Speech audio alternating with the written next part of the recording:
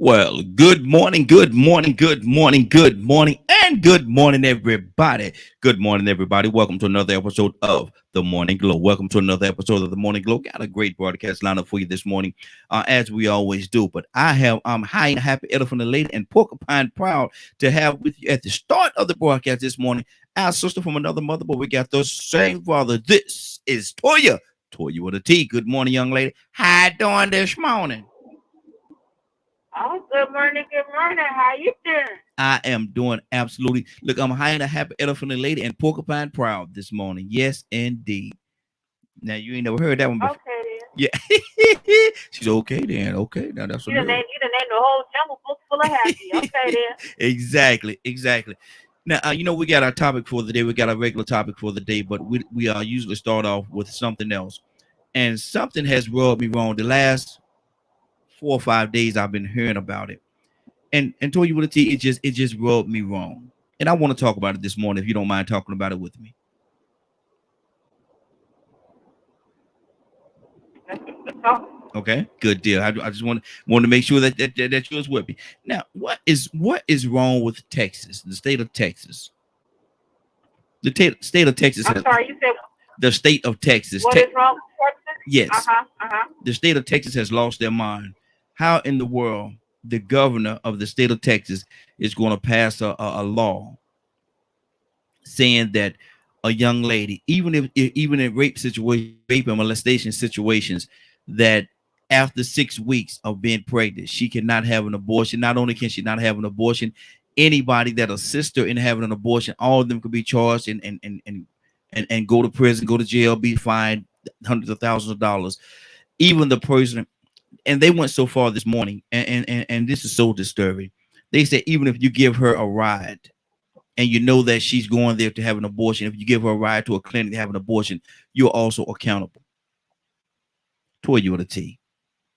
What is really going on? How can you tell this woman what she can do with her body? If she decides that she wants to do it, what gives the government a right to say that if you do, we're going to find you and we're going to lock your behind up because you don't have a right to kill. They say 6 weeks because that's when the fetus have a it's actually start a heartbeat. But in 6 weeks, 9 times out of 10, Toya, a lady don't even really know she's pregnant at 6 weeks. 6 weeks, that's a month and a half. Right, That's just a month and a right. half. So she may not even know she's pregnant. And Well, go ahead. well, you got to. This is the same government that's making everybody take a vaccine. Mm-hmm. Mm-hmm. So, so they really don't care about personal choices when they want to push an agenda. Okay. Mm-hmm. Um, it's a sticky situation talking about religion. Mm-hmm. And I'm a God believer. I believe in God. I follow the Christian religion for the most part, but I know how to decipher right from wrong. Mm-hmm. And if our political representatives really cared about us, uh, then I could see them saying, well, murder is wrong. We don't want no parts to do with it. Okay, this is a religious aspect that I've come from. I come to believe, and I don't want my hands washed with that. That's something that you will be held accountable for. Mm-hmm. If I felt as if they cared about our best interest, but because I know they don't care about my best interest, I disagree. I think that just like with this vaccination, we need to have a choice. And even if we don't agree with that choice, there are too many things going on for you to be so gung ho about this abortion factor, but you can't take the same amount of energy on a campaign to help from keeping killing unarmed people. I mean, the baby doesn't have a choice, but needs to do some unarmed people. Mm-hmm. So if their decisions were based on a premise of being right, a premise of being fair, and a premise of being our best interest, I can kind of understand again from a religious aspect. Mm-hmm. However, God knows everything, and if He gives us the power and dominion to set forth these laws and rules, we are supposed to do that to the best of our ability. And if that's what we know that's not what they're not doing. But I Mm-hmm. think this is about control, and I think this is to counter the whole vaccine thing. Having a choice over your body with the vaccine, just like having a choice over your body about the abortion. And I really think that that's where it stems from because, they're like an anti-vaccine state. Mm-hmm. Mm-hmm. Wow. Wow. And see, my thing is how they're doing this thing. They're saying if at any point, after 6 weeks, and like I said again, majority of the people don't even know. Ladies don't know. Sometimes they don't even know they're pregnant at 6 weeks. Like I say, that's a month and a half. They don't know. And then if anything after that, it's say 7 weeks or 6 weeks in a day, or 6 weeks in 2 days, you decide that you want to have to abort for whatever reason. They're saying that you will be held accountable, and they're talking about if they going so deep into this thing to you. They're talking about if somebody turns somebody in that they feel is going to the abortion clinic to have an abortion after the 6 week, they're offering them $10,000 reward for turning people in. They're offering a $10,000 reward if you turn somebody in after 6 weeks that's going to have an abortion. Come on, man. Well, they don't. They know money is a motivator, and just because we set forth the law, it doesn't mean that we are under that law. That's Mm-hmm. what I love about God, right? Because humans set these dominions, but God's law oversees all. Mm-hmm. They can change the law to where, oh, you can't have kids and anything, with 6 weeks or 6 months you can't have. But that's not what God says. Mm-hmm. You know what I'm saying? So Mm-hmm. we really have to be mindful on who's in control. However, they know what to do to motivate us. They know what to do to move us. Just look at the fact that we're talking about the same representatives that deemed Bill Gates knowledgeable enough to comment on health issues. Mm-hmm. And he's a Microsoft. Exactly. You know what I'm saying? Exactly. So that's all to show you that the premise of where they're coming from is not all about the medicine or the science. It's Mm-hmm. about the money. Mm-hmm. So we as individuals need to understand who we are and our responsibilities and our powers, and we have to stand up and fight against it. You know what I mean? I mean, even myself, I'm against abortion, but I've had an abortion. I've just come to see some things through now, and I have a higher faith. So if I get pregnant, I'm just not going to kill it because I believe in God more. Mm-hmm. However, I understand as a political representative, if I'm representing hundreds of thousands of people, we don't all share the same mindset. So I have to represent the people and not my personal opinion.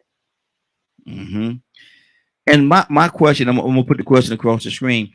Should a woman be able to, if she so decide, and they went so far, man, these people are heartless. These people are absolutely heartless. So you're telling me, and this is what you said across the screen today. If a young lady is molested or raped, and even after 6 weeks of being having to deal with those traumatic situations, she's raped or molested by someone, and she become pregnated after 6 weeks, she still don't have the right, if she so choose to do so, to have an abortion, even if she's raped or molested. So you want her to carry this. Either one is terrible, but you want her to carry this child for 9 months, give birth to this child of a rapist or somebody that raped or molested her. You want her to go ahead on and regardless of what her situation is, regardless of her mental state, regardless of who she is or what she is or whatever, you saying that she have to go ahead on and have this baby after 6 weeks, or you, the state of Texas, is going to penalize and punish her in a terrible way.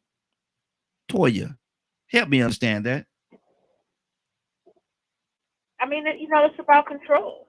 We have to look at the term of events that we're going through in America on just regular people, unarmed people with the vaccine and things of that nature. So, it's about control. It's about fear. But see, this is where we, the people, have to understand our power. Okay, while this corona thing was going on, they were still working on these laws. These things didn't just pop up yesterday. They Mm-hmm. were still working on these laws while we were distracted with Corona. But this is exactly why we, the people, must. And when I was hearing that about Texas, there's a couple of things they did out there in Texas that they just could not push through. They also put this voting law in there where no 24-hour laws. They're restricting issues with certain IDs and things of that nature. There's several laws. I'm sorry, not several. I believe they said over 600 laws that was passed on September 1st in Texas. Mm-hmm. Two of the most strenuous was the voting law and something else. I can't remember the other one. And it's about control. It's about control with everything else with the vaccination. There's a lot of information they're not releasing about, the vaccinations that work in concordance with pregnancy. We don't even talk about. So we got to understand that America we live in, they're not going to operate out of total truth. They're going to Mm-hmm. operate out of control and fear to see Mm-hmm. what we do. But this is where we, the people, we need to stand up. We the women, we need to stand up and push back for the right for our body. This is not about right and wrong because we understand abortion is right and wrong. But like you just said, so is rape. And Mm-hmm. so is it to be forced a woman who was raped by a stranger to be stuck with the torment of this child that came from a rape. Like you can open up doors so many more ways with forcing this person to go through this than just allowing them to do whatever it is. And again, at the end of the day, it's between them and God. So if Mm-hmm. God allows them to do so, just like with all the other things, God can call people home and people can do things to make people go home. It's still in control of God. But if God allows us to make these decisions, He knows what He's doing, and we should not interfere. We should just make sure we say our prayers and just put, preparation in place for people to do the best. Because you just never know. You just never know. Mm-hmm. Mm-hmm. I'm just saying from a man's standpoint, from where I'm sitting, I don't I don't think that a state. I'm even gonna change this up. Let me ask you this: how far is this away from communism? How far is this away from communism?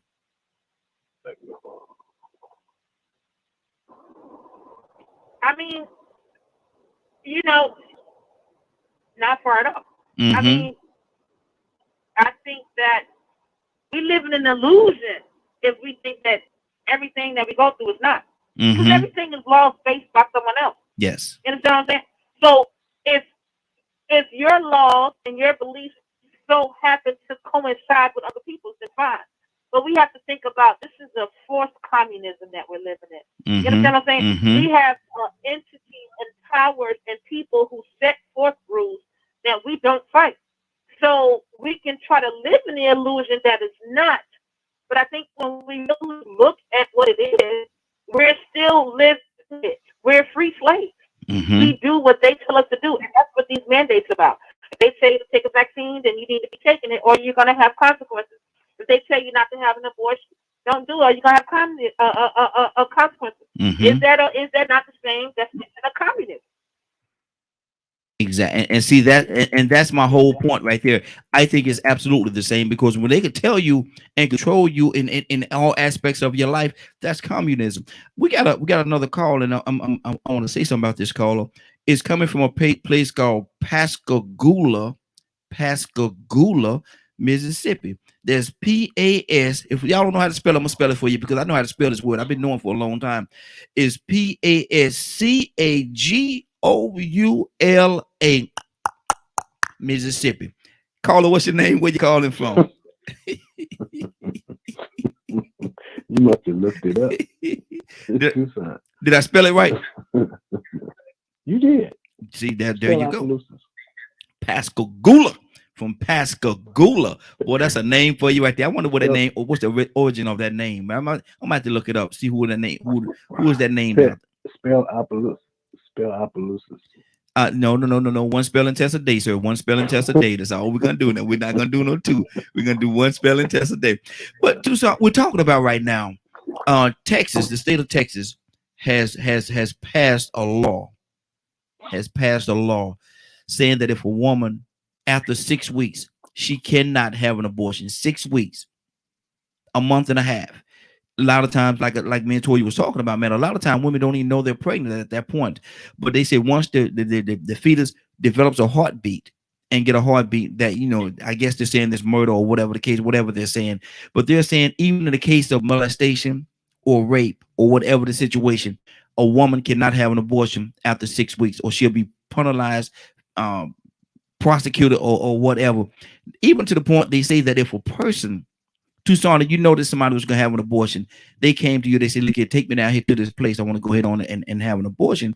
If it's after 6 weeks and 1 day, and you take them down there, you're gonna be accountable as well. And not only that, if somebody know that you're taking them down there, they could turn you in and her in and get $10,000 and be awarded $10,000. Tucson, that's a lot of stuff going on there, man. With all the things that we got to worry about or be concerned with, you taking the rights of a female away from them. Mm-hmm. With all the bottom line, that to me, just me, this insignificant person, we got more things to worry about than that. Mm-hmm. So what have trying to raise revenue? What better way? What is another way to raise? I guarantee you, the bottom line is money. Mm-hmm. They can care less. You think they care anything about what a woman or a man or a person wants to do with their lives, with their own body? You think they really care? Mm. You think they're so that I almost wanted to say righteous, but that ain't. I guarantee you that they're not seeking after righteousness Or self-righteousness. That may perhaps self-righteousness. Mm-hmm. That brings a point because we got our own righteousness, Mm-hmm. and behind our righteousness there is a price. Mm-hmm. You got to pay. Yeah. You have to pay. When it comes to us as a people, I'm not talking about the black, white, red, pink, yellow, polka dot stripe. I'm talking about the human race. Mm-hmm. When it comes down to us, when we start making decisions in other people's lives, it has a price behind it. Mm-hmm. And that really don't. You think they got enough people in jail? They should. See, that's a business.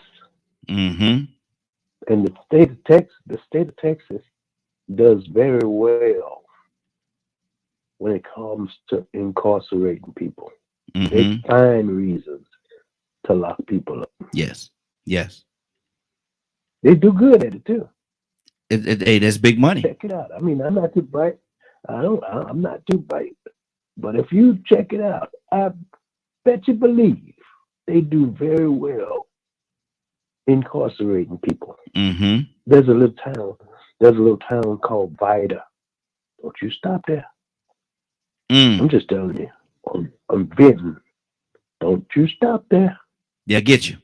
It's on the state line, around the state line of Louisiana and Texas. Mm-hmm. We decided to stop there at the Waffle House, and my order wasn't too right, and the service wasn't too good. Mm-hmm. And I had a complaint. Next thing you know, the police was telling me that I had to leave. Good Lord. Or be arrested. Don't you stop there. If you get your gas before you go there. Yeah. Yeah. I'm just telling you. I'm just giving you some good advice. Mm-hmm. Something you can use. I don't know where to jail. You can use it. Mm-hmm. Go ahead and take your anybody that is not pale skin, not I'm not talking about the pale skin like Indian or Native American. I'm not talking about that. If you're not don't be darkened, don't have a shade, don't have a tan, and stop in there. It ain't gonna work. It ain't gonna work out good for you. I don't know where the jail at, but I bet you one thing: it ain't on the main road. Mm-hmm. Mm-hmm. Exactly. Now, they do good. Absolutely. Now, Toyota T, what do you say to that, man? Texas done. I think Texas done crossed the line. What do you say? Yeah, no, I agree with Donald. You know, if we're gonna do that because it's murder, we need to do away with the death penalty. Mm-hmm. We need to do away with it. If a cop kills someone and they are proven that it was unjust, the same repercussions, if not worse, need to happen to them, just like with the parent of the child that they're getting an abortion for. Mm-hmm. Mm-hmm. You know what I mean? It could be child number 12, and for whatever reason, you know, you just know the doctor might have told you, oh, next time you try to have something, you may not have it. Then it's an abortion. Then what? They're gonna die. Like there's too many variables for them to put such a broad spectrum of abortion out there because there's consequences. But if that's what we're going to do because it's murder, we need to have the same consequences with the officers. We need to have the same consequences with the penal system. We need to have the same consequences with any human being that commits murder. And when we find out that that murder was unjust, just like an abortion, they need to have consequences. So, you know, Mm-hmm. absolutely, with looking at Texas and knowing that they do love to lock people up, and a lot of them have sundown towns where some black people are not allowed. We have to be really diligent when we decide what battles to fight. Mm-hmm. And if they come up with a law, we have to be proactive. We the people, we have to be proactive because if this is what you're going to come up with, okay, fine. But we need to push back for it all the way across the board, not just to infringe upon women's rights. Mm-hmm. Mm-hmm. Wow. But how often is it, Tucson, that individuals and even states in this instance right here feel as though they have control over a female's body?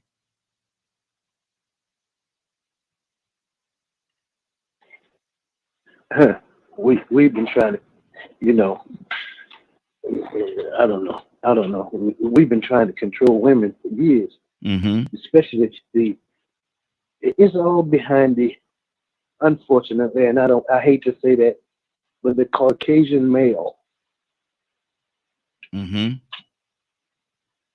Mm-hmm. feels like it has to be the dominant. Mm-hmm. They just feel like that. They can be what some people call trailer trash, Mm-hmm. but they more than you. Mm. It's white trailer trash. Mm-hmm. Mm. I'm just saying. I mean, I'm not too. You know, I'm not dumb. I'm not a dumb person. No. I got some sense too. Mm-hmm. It's somewhere in that head, ain't Yeah, I got a little sense. it? Yes, sir. And then I read a bunch. Mm-hmm. Mm-hmm. I read a bunch. I don't read as much as Rico, but I do read, Mm-hmm. and you can find a lot of books. Yes, sir. Yes, But sir. the if you search back, you would always find out that when these laws come into play and they start changing, I would almost bet you believe it is the Caucasian male That's that feels like they have to dictate what somebody else does. mm-hmm. Mm-hmm. That's just me. I Always. mm-hmm. You can look at it. You can look it up. They sit back in their desk and they fall out with their wives, and something happens to that when they, and I'm trying not to bear false witness against my neighbor, but that secretary that they sleeping around with, Mm-hmm. that they don't want to take care of the child openly. They wanted to keep secret, and then that relationship gets out of hand, and then that female decides, well, I'm gonna just get rid of the child. Mm-hmm. Then that senator and that lawyer and the judge, instead of them getting exposed, they go back and sit behind their desk and they gather together and they make a law about it. Mm-hmm. We'll fix that. Because the mindset is they're in control. They think they are. Mm-hmm. I wanted to say something, and I will. since it came to my mind. We better hurry up and get ourselves together because there's they're getting prepared. If you didn't like the last Trump, the second round is coming.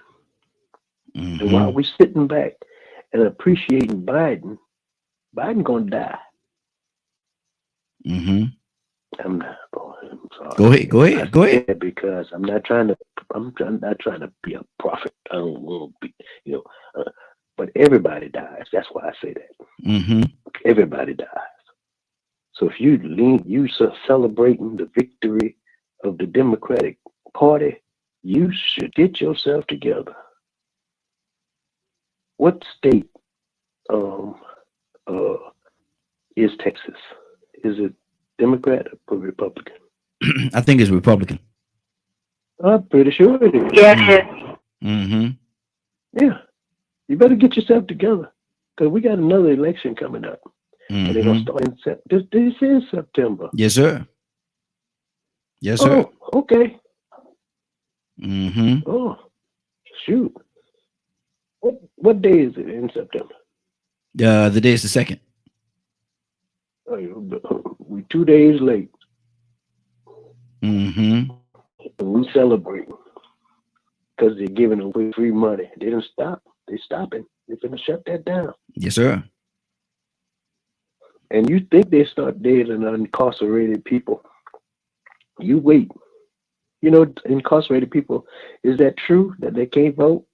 Yeah, they are felon. They say a lot of states when you have a felony, they don't allow you to vote. And the plot is set. Mm-hmm. They're gonna figure out some more stuff.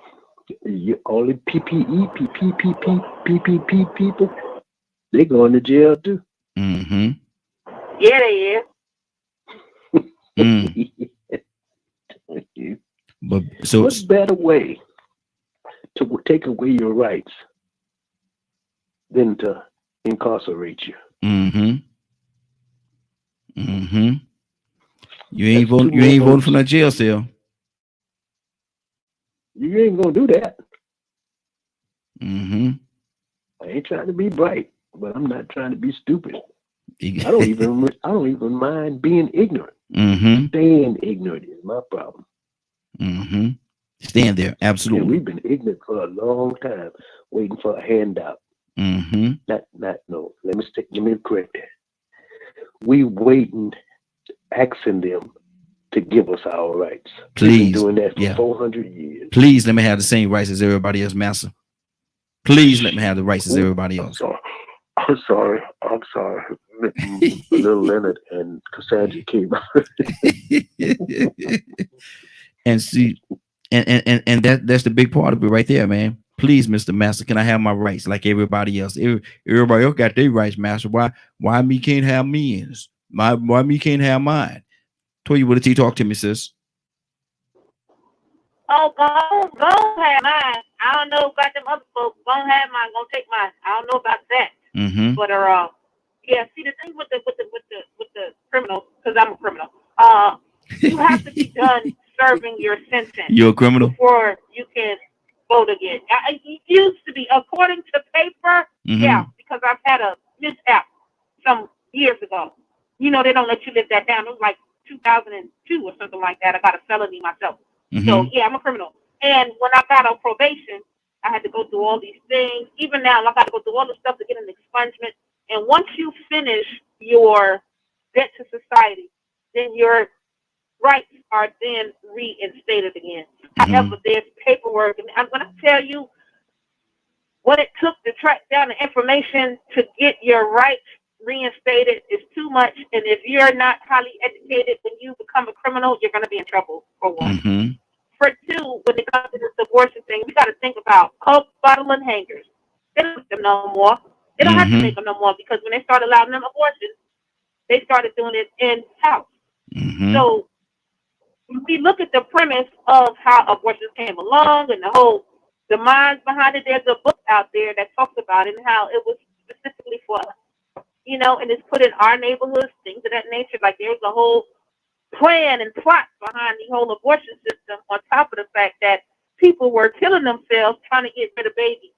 Whether it was the master's baby that they were trying to kill and get in the coke bottle and whatever else, or whatever. Like they were doing this on the side, doctors, mad scientists, people were dying, and they used that as a kind of a ploy to help influence the fact that we need abortion clinics. You know what I mean? So we're basically, history is repeating itself again. You know, we're going back to this way of, no, you cannot do these things that you're doing anyway, which is probably going to influence some other issues, you know. And when you influence those other issues, again, it's about money. You know, it's about, if it's about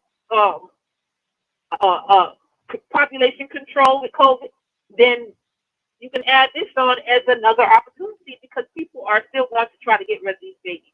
And if they do it without medication, what would that mean for them? If they do it without proper supervision and know what they're doing, what does that mean for them? And most likely it could mean death.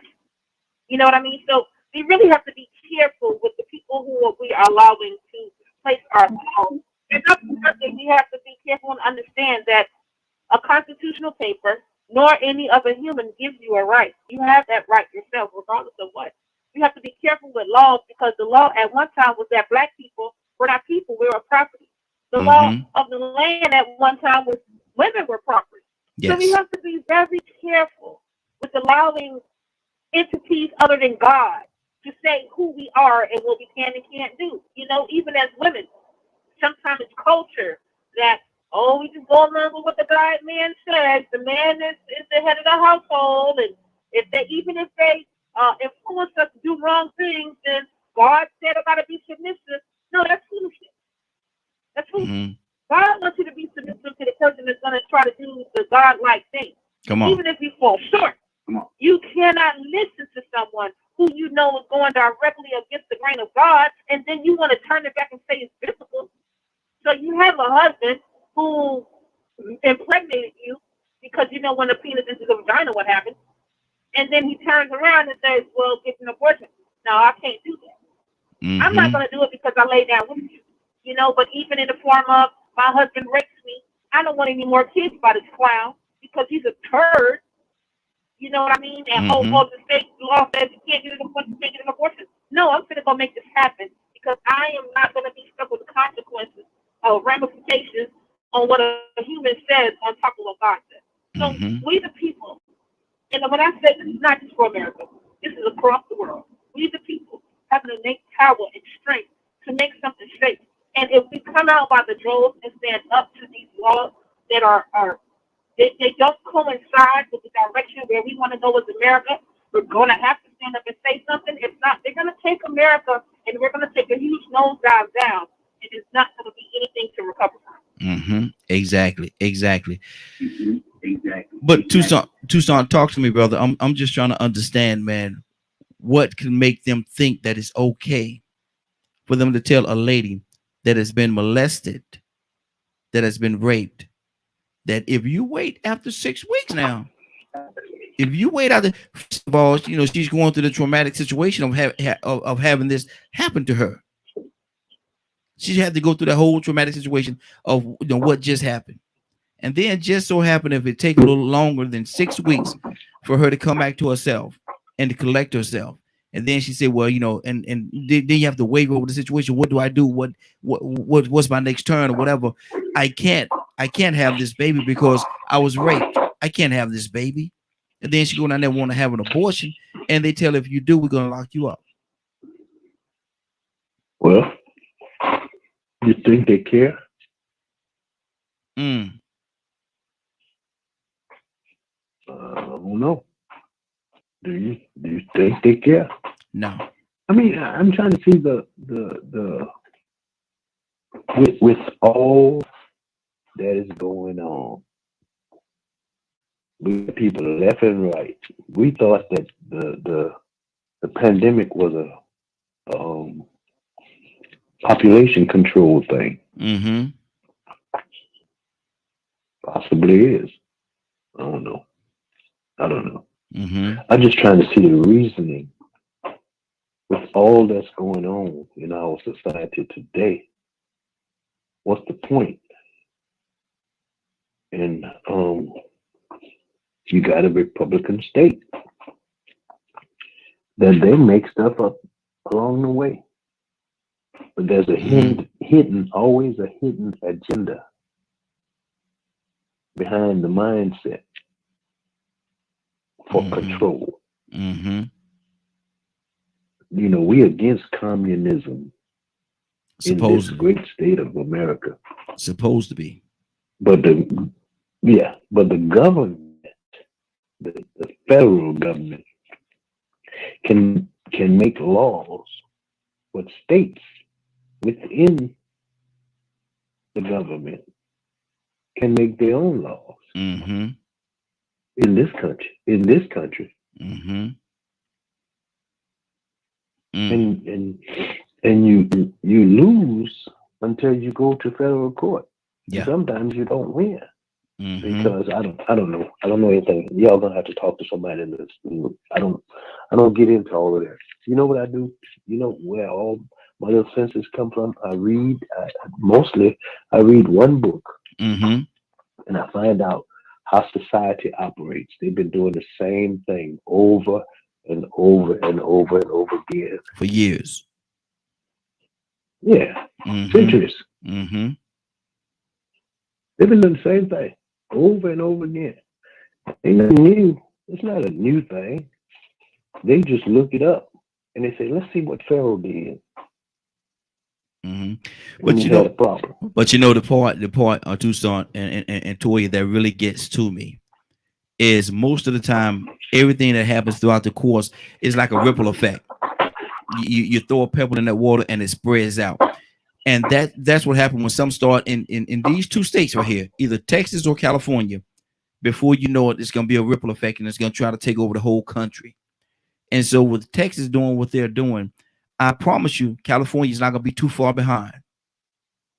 And then when you get those two states doing it, a lot of other states are going to start trying to implement the same thing, the same practices. And you're going to have a situation in this country where it's going to be a national law. And if somebody see you ready to go have an abortion or something like that, they're going to, each state may have the different amount of money that they give. But right now, Texas is $10,000. So if here in Georgia, it might be $5,000 or whatever the case.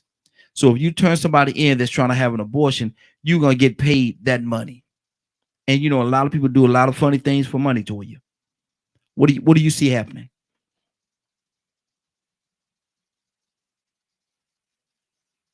You asked for me? Yes. Right here?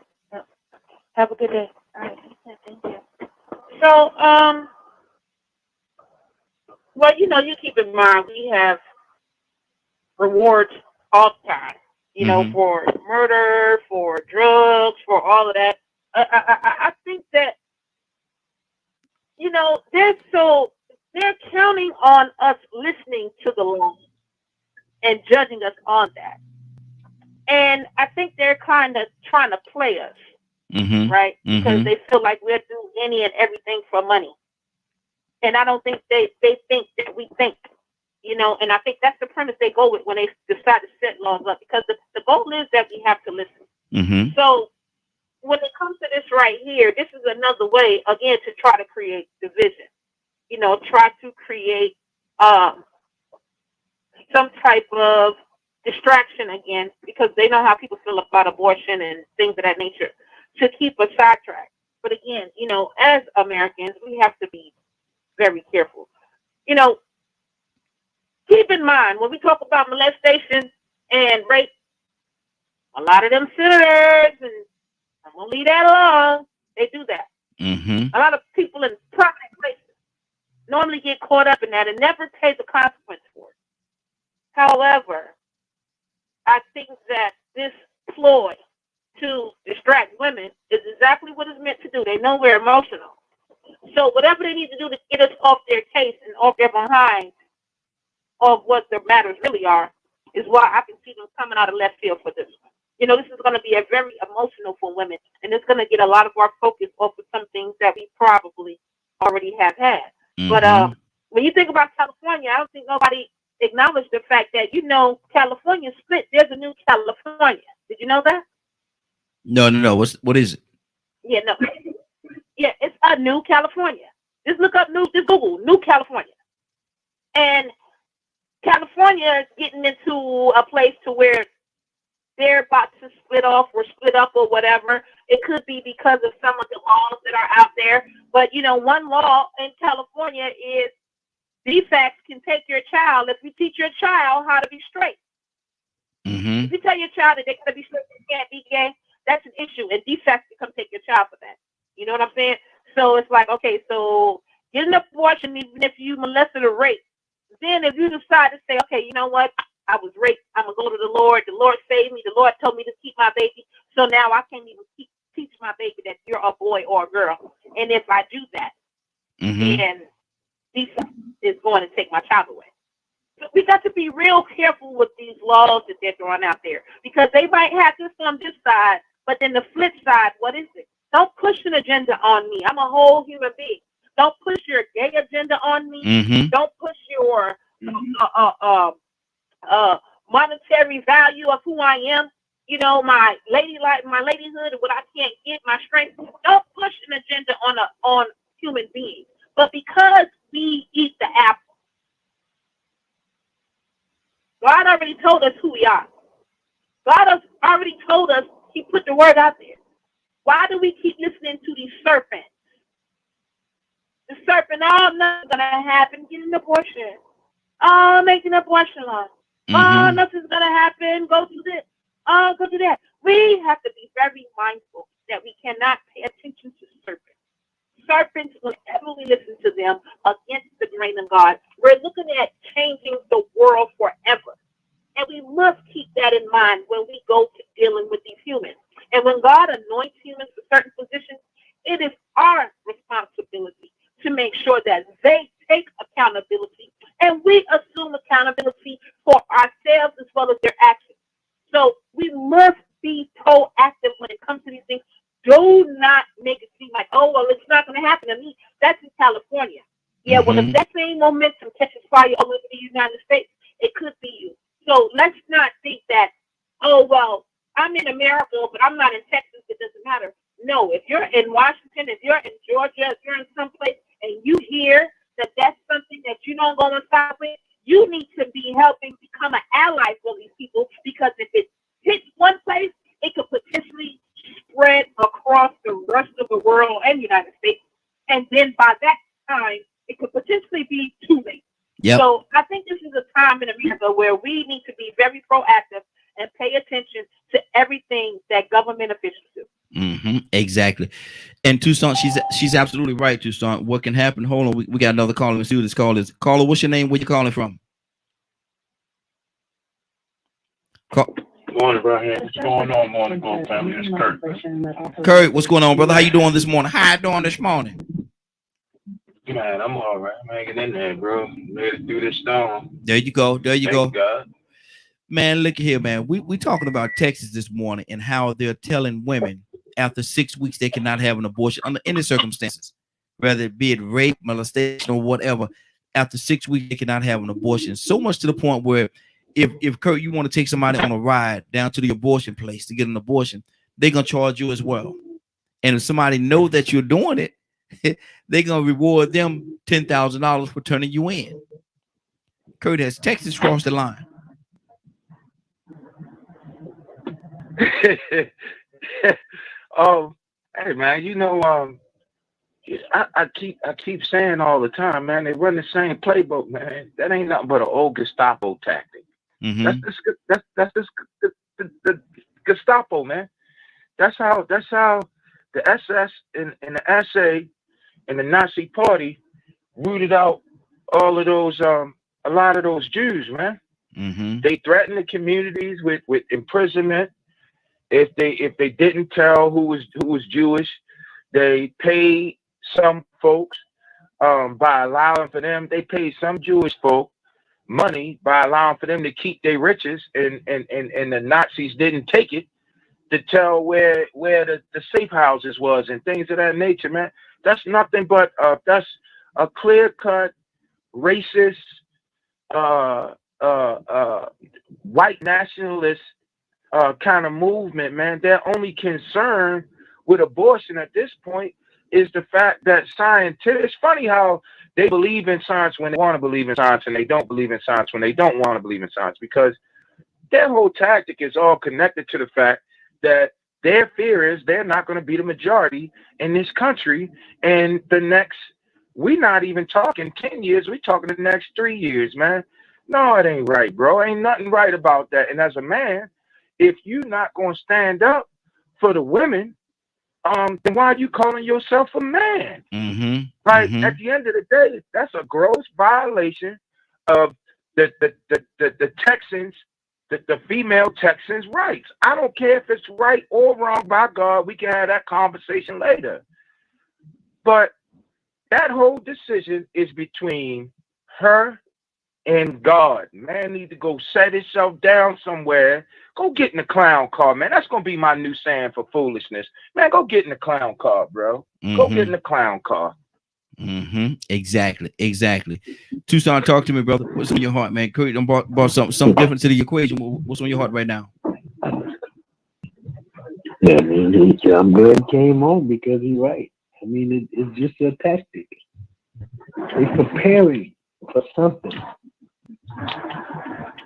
because it's been done before, and they know what works. And this is just my part of what I'm thinking. They're preparing for the next election. I say elections. And the trickle effect is somebody starts something, and the rest of the southern states follow suit. Especially if they're Republican states. They're heading somewhere. They're trying to accomplish something. And so you gotta do something that looks right. It looks like it's somebody trying to do the right thing. And what better way to do it is say, okay, we're looking out for the babies. How can you look out for the babies in one hand and kill the other ones in another hand? They don't have no problem with shooting our kids in the streets.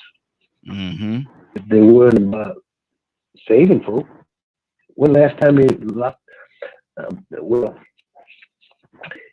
at a rate, what percentage of wrongful death by a police officer, what percentage have them been locked up for somebody that stole some bubble gum and they shot them down like dogs? A traffic stop in little bit of towns like Vida and Vinton, Texas. I'm just saying. Yeah. So I don't know. I just can't figure out what, and I hate to go there. And Curtis said we'll talk about that later. And I agree, because we can add scripture to it, but then folks ain't studying no scripture. They're looking after their own righteousness. In their own, they're looking for their own right. They're not studying what it ain't biblical what they're doing. It's counter biblical. Exactly. It's a move. It's the move of the Antichrist. Or somebody that is rebellious, that makes it look like it's the right thing. Just like the deception from the very beginning. They say God didn't say that. This is what he said. So it makes it look like they're protecting the child and taking away. If they're so concerned about doing the right thing, why are at the same time they're telling you as a parent that you can't put your child's gender on his birth certificate? Ask them if a 2-month-old baby, ask them if you can change their diaper before you change their diaper. Mm-hmm. What kind of foolishness is that? Mm. And that's exactly That what it they is. are so concerned. That's exactly what it is. Hey, Foolishness. Ryan, Yes, hey, sir. Ryan, I got a question. Yes, sir. I got a question, right? Mm-hmm. So check this out. 'Cause I'm glad Donald spoke on it, because Donald just spoke on the hypocrisy and all this. It's foolishness, man. Mm-hmm. Right? Mm-hmm. So let me just ask this question. So if you're trying to stop abortion, right? Because your whole premises is you are committing murder, right? Yes. Yes. That's the whole argument. Uh you're murdering A baby. children, Yeah. Yeah. right? Mm-hmm. How can you in one voice stand on murder is against the law of God, and the Ten Commandments says thou shalt not murder, and this, that, and the third. And I'm not saying, please, listeners, do not take my question as a question against God's law. No, that's not what I'm saying.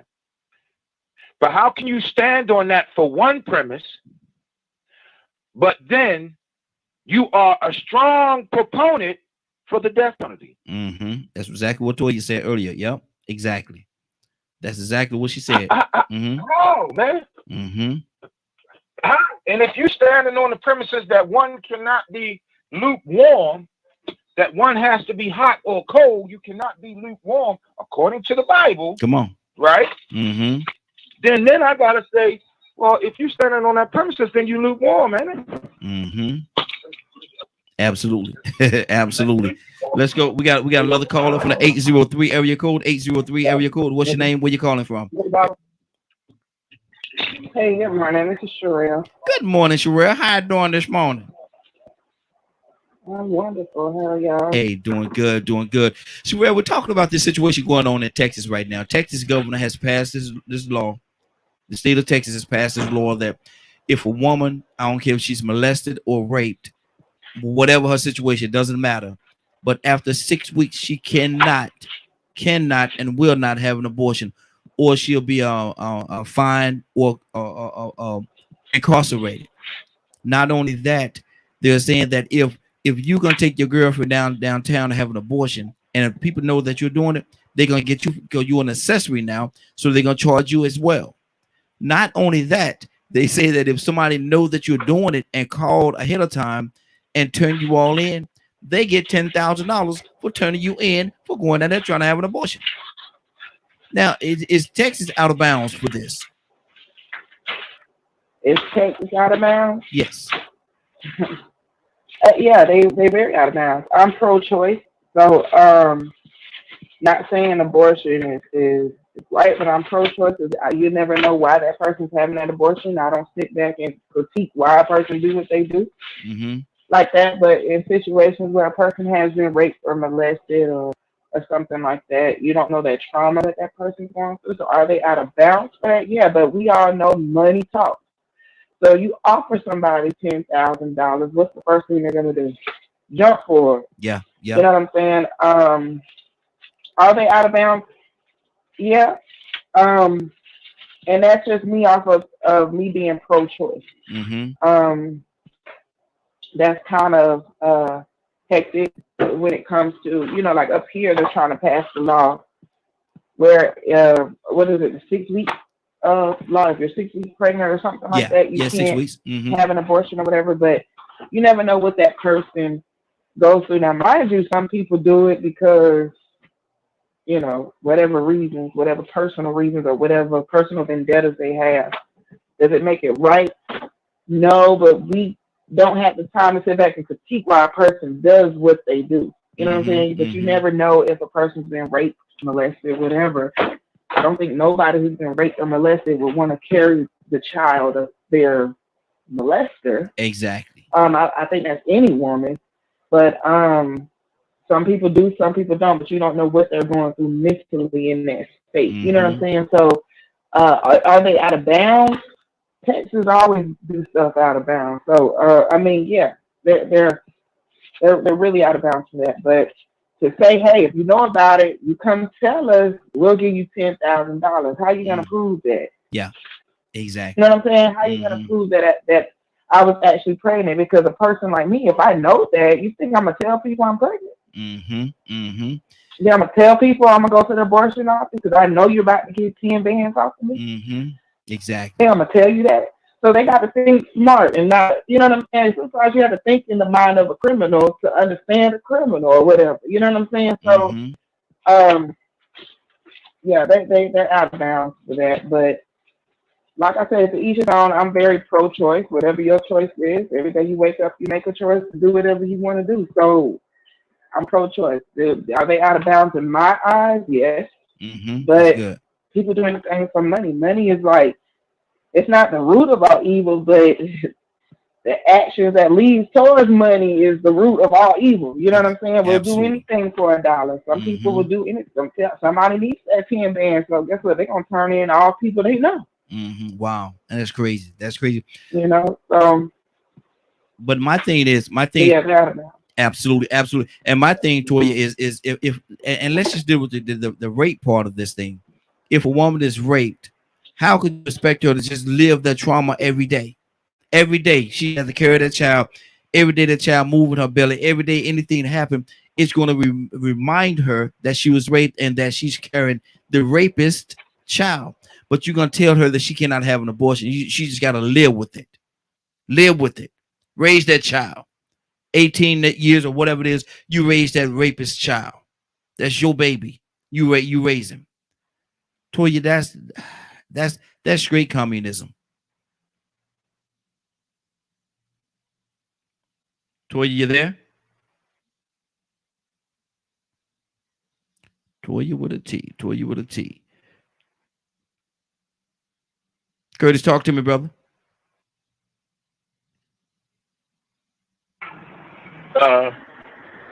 Right here. Right here. Now I'm gonna act like my grandmama for a minute. Raheem, Raheem. Now you know them people ain't got their morals straight. Exactly. Oh, listen, man. I ain't even gonna go into what Pastor Stanley would say, because woo wee. Um, uh, the idea. You know what bothers me more than anything with this whole thing? What's that? Is here it is. We have a panel of 9 judges who are sitting in the highest seats of the land on a lifetime appointment and can't seem to separate their personal feelings from the law. And if that is the case, in which their behavior is proving that that is the case, then are they really judges? Are they really judges? Because a judge has the solemn responsibility to separate his personal feelings from the law and abide and interpret what the law says, black and white. Not, well, it could say this or it could say that. No, this is what the law says. So the fact that I'm so glad, well, you know what? It might put a black eye on them, and now they're going to be targets for the next 4 years. But I read a part of the judge's opinion from the Supreme Court. Judge Sotomayor is the judge who was tasked to write the opinion. And she called to task all of those conservative judges, including the Supreme Court Justice, Mr. Roberts, and basically told them, y'all sleep at the wheel. Absolutely. You see what I'm saying? So this is just, man, this bothers me on so many levels, because the other level that it bothers me on is a lot of this is the fault of Republican women. Why you say that? If we're gonna place the blame, it's the fault of the Republican women. Mm-hmm. I'm gonna keep it real, because they've been trying to stop this thing for what now? We've been battling this thing going on 30 years now, Mm-hmm. on and off for 30 years.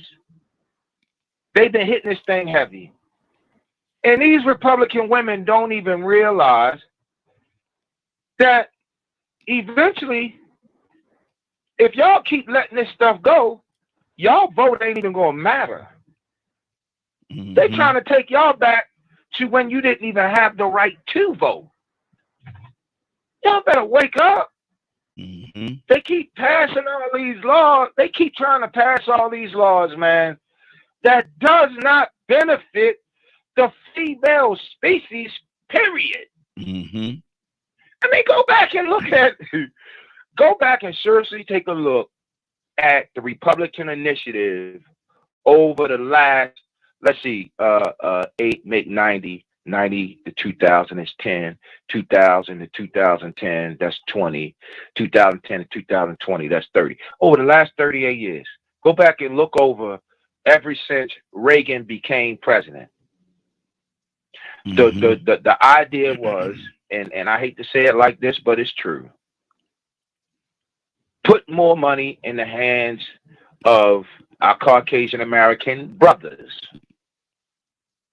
so that they can rule over their Caucasian American wives, put the wives in a position where they do not have too many words to say. The idea is, if I got money, I'm good. Keep that money centrally controlled in our base. It's all a game of control. It's, you know, you got a male species that has to be, I don't know, in their history, you know, in the history that's being taught, they have to be conquerors. They have to be rulers. They can't just live their lives. They can't just live the life that God gave them. They have to conquer, and they have to be in charge of whatever. God might not have gave you that kind of life. God might have just gave you the kind of life that you can just sit back and chill out. Exactly. Let me go back to Sherelle. Sherelle, what's on your heart right now? Because this is a lot, man. And Texas has, I think, really crossed the line. And tell me about the Me Too movement. What is the Me Too movement doing in a situation like this? I mean, he's right. What he just said was absolutely correct. You have to blame. I mean, you got to blame the Republican women for this. Really, you have to. If you want to be technical, that's what you have to do. He's right about that. Looking at history and looking at everything that's going on, you have no choice but to blame them. The Me Too movement. At this point, what can they do? I was just reading up while you guys were talking. I was just reading up, you know, on updates on it, and they voted to keep it in place. So, what at this point, what can they do besides get the people out of there who's for it? You know what I'm saying? It all boils down to who you have in office. So Texas is one of those states who they're gonna. It's like they have mind control over their people. I mean, the government has mind control over people regardless. But Texas is one of those states where pretty much what I say goes. Mm-hmm. That's like one of those states, you know. So what can the Me Too movement do at this point when they voted to keep it in place? What can they do besides fight to get it out of there? Mm-hmm. You know, what can they do? I mean, you know, it's I mean, the people showing up. Numbers is what changes things. Money is what changes things. Money is what changes people. So it's like we know what to do. We just not doing it at this point. So can we complain really about it being in place when there's not enough people fighting to get it away, to take it away and stuff like that? Can we really complain? It's like one of those. I hate to say it on your show, but it's like a damned if you do, damned if you don't type situation. Mm-hmm. So it's you know, it's sad. Yeah. It's sad, but are they wrong for this? I think they're completely wrong for this. I don't agree. I don't agree with it at all. And what? I don't. But I'm very pro-choice, so I just don't agree with it. Exactly. And Tucson, what is that gonna do for that child? Now, this mother, she was raped, molested, or whatever the case, and she was forced to raise this child, forced to go through the whole full pregnancy, give birth to the child. What kind of situation this child gonna be raised in, man? Because the mother, at first, she didn't want to have the child. She didn't want the child. She wanted to abort the child in the beginning. And now you got a child in a situation where he or she could be raised in a very loveless home, abused and treated in all kind of ways because the mother goes, I didn't want you anyway. Now that you're here, I didn't want you anyway. So Tucson, what can that do to that child? There was a word that she said. I'm sorry for you saying that word on your show. And You may put it in a corner. Yeah, I want to go in the corner. Mm-hmm. Really. And you put that word in between. They don't give about that child. Mm-hmm. There you go. That's the one. Yep. Mm-hmm. It fit right there. They don't give a hoot about that child. Mm-hmm. They don't really don't. I mean, it ain't about that. Could it be about voting? The vote? The laws? How did it get to the point that it passed? That's the question. Mm-hmm. So I got people knocking on my door, Raheem. Yeah, I heard that. So you hear that? They can't get in. They got to knock. I hear you knocking, but you can't come in. Mm-hmm. I'm gonna go to Toy. You with a T. Hold on, for I'll come back to you in just a minute or two. Toy, you with a T. What's on your heart, sis? Yeah, no, y'all covered a lot since I stepped away, but you know, as humans, we have to take our power back. As humans, we have to know our own way and not leave it up to anyone else to tell us what to do, to lead us. You know, that's why people call us sheeple. Mm-hmm. You know, a sheep is so simple that if it falls on its back with a rope, it cannot get up. And I have a problem being called a sheep because I can get up off my back. You know, and I think that we, the people, need to stop leaning on laws and legislature. And we have to understand with empathy.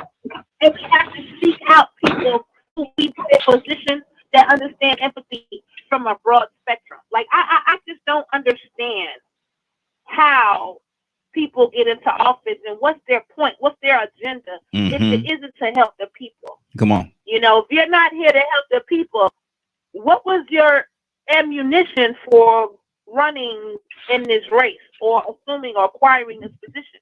For your own selfish power? Yep. And a lot of times I think that's what it is. You know, they tell us what they want to tell us, they say what they want to say. We fall for it year after year after year, election season after election season, and we're right back on the phone having these same conversations. Well, it's not going to change by conversation. It's going to change by us getting up doing something. Exactly. You know, so we have to be proactive and look at the things that are falling down before our eyes. Okay, God is giving us an opportunity. It's falling. And when we see something, we shouldn't just stay there and watch it fall. We need to prepare. We need to run for cover. We need to do something in essence to it falling, or else it's going to fall on our head. And at the rate that goes with America, I just feel like if we, the people, continue to run into the mix of what they're setting up for us, knowing that it is wrong, it's just like we're being in the and if we do not stand up for what's right, then we could have some dire consequences when we get ready to move forward. Absolutely. Wow, that's good. That's good. Kurt, what's on your heart, brother? You know, everybody is dead on point. But I want to go back to something that this lady said, not Toya, the other lady. Her name is escaping me right now. Sherelle. Right? Sherelle. Mm-hmm. Sherelle. When we was talking about the money, and I believe she said something to the effect of, people, you got to be careful. People do anything for $1, right? Mm-hmm. Okay. Well, if we look throughout history, right? There was people that was turned over to the Gestapo. There was people that was turned over to the slave traders and all that, and they wasn't slaves. Mm-hmm. But there was a dollar amount connected to turning those people over. There was people that told the Black Hoods that families had safe houses solely because there was a whole nother agenda. They was trying to get them people land. Mm-hmm. You know what I'm saying? So now I'm gonna come a little forward, because your question was, do they care about these kids? Right? Yes. Well, you connected $1 to it for people to turn them in. If you really had a concern, because your question led to basically, well, what are they going to do for these kids that okay, this worked, the kids are saved. What are they going to do for the kids? Because now you're going to have, if I interpret the way you laid it out, now you're going to have some real issues. Now you got a kid who's the product of a serious rape, exploitation, whatever. That's trauma. Mm-hmm. And that kid is going to feel that because the mama is going to feel that, right? Yeah, absolutely. So what are they going to do for these kids? So here's my question. Okay, so if your law or your piece of legislation was to really represent the saving of that child, then why not give the $10,000 to the woman who was considering having the abortion? Or why not give the $10,000 or the $15,000 or $25,000 for that matter? Look, if you had this baby, now I'm not saying this what I would do, because I wouldn't even put that on the table anyway. But if you choose to have this baby, we understand the situation. We're going to pay for all the mental health that's needed for this child to be successful in life. We're also going to put $25,000 in a trust so that kid cannot touch this trust until they reach the right age of 21. How about that? But the fact that they put this law up there, without any kind of resource to combat the barrier of that whole process, says to me, only thing they was thinking about is the numbers. Okay. And Kurt, I love what you just said, and I love what you. Hold on, I'm gonna come right back to you. Let me throw this out there because I want to hear your input on this as well. I love what you put out there, brother, and that would make a lot of sense to do it that way. But the flip side, now, like I said, I like to look at both sides of the coin. You also you have these people, even with the welfare system, they will go out there and try to milk the system, and they have extra kids. They have extra kids just so they could get more money and more money and more money. Now, how do you eliminate that possibility or that from happening in this instance? How do you eliminate the welfare system? No. How do you got so many people that milk the welfare system? They say, well, I'm gonna go out there and I'm gonna have 3 more babies because I get more money every time I have an additional baby. I get more money, I get more food stamps, I get more all kind of different things. And a lot of people say, well, these are black people that's doing this. No, this is across the board. This is across black, white, orange, Puerto Rican, and lily stripe, or whatever you want to call it. Everybody, a lot of people are doing this. They have more kids for more money. How do you stop these individuals from having more? Same thing. If it's $25,000, how do you stop them from having more kids just to get an additional $25,000? How do you stop that? How do you eliminate that? Do you put a cap on it, or what do you do? You can't eliminate that.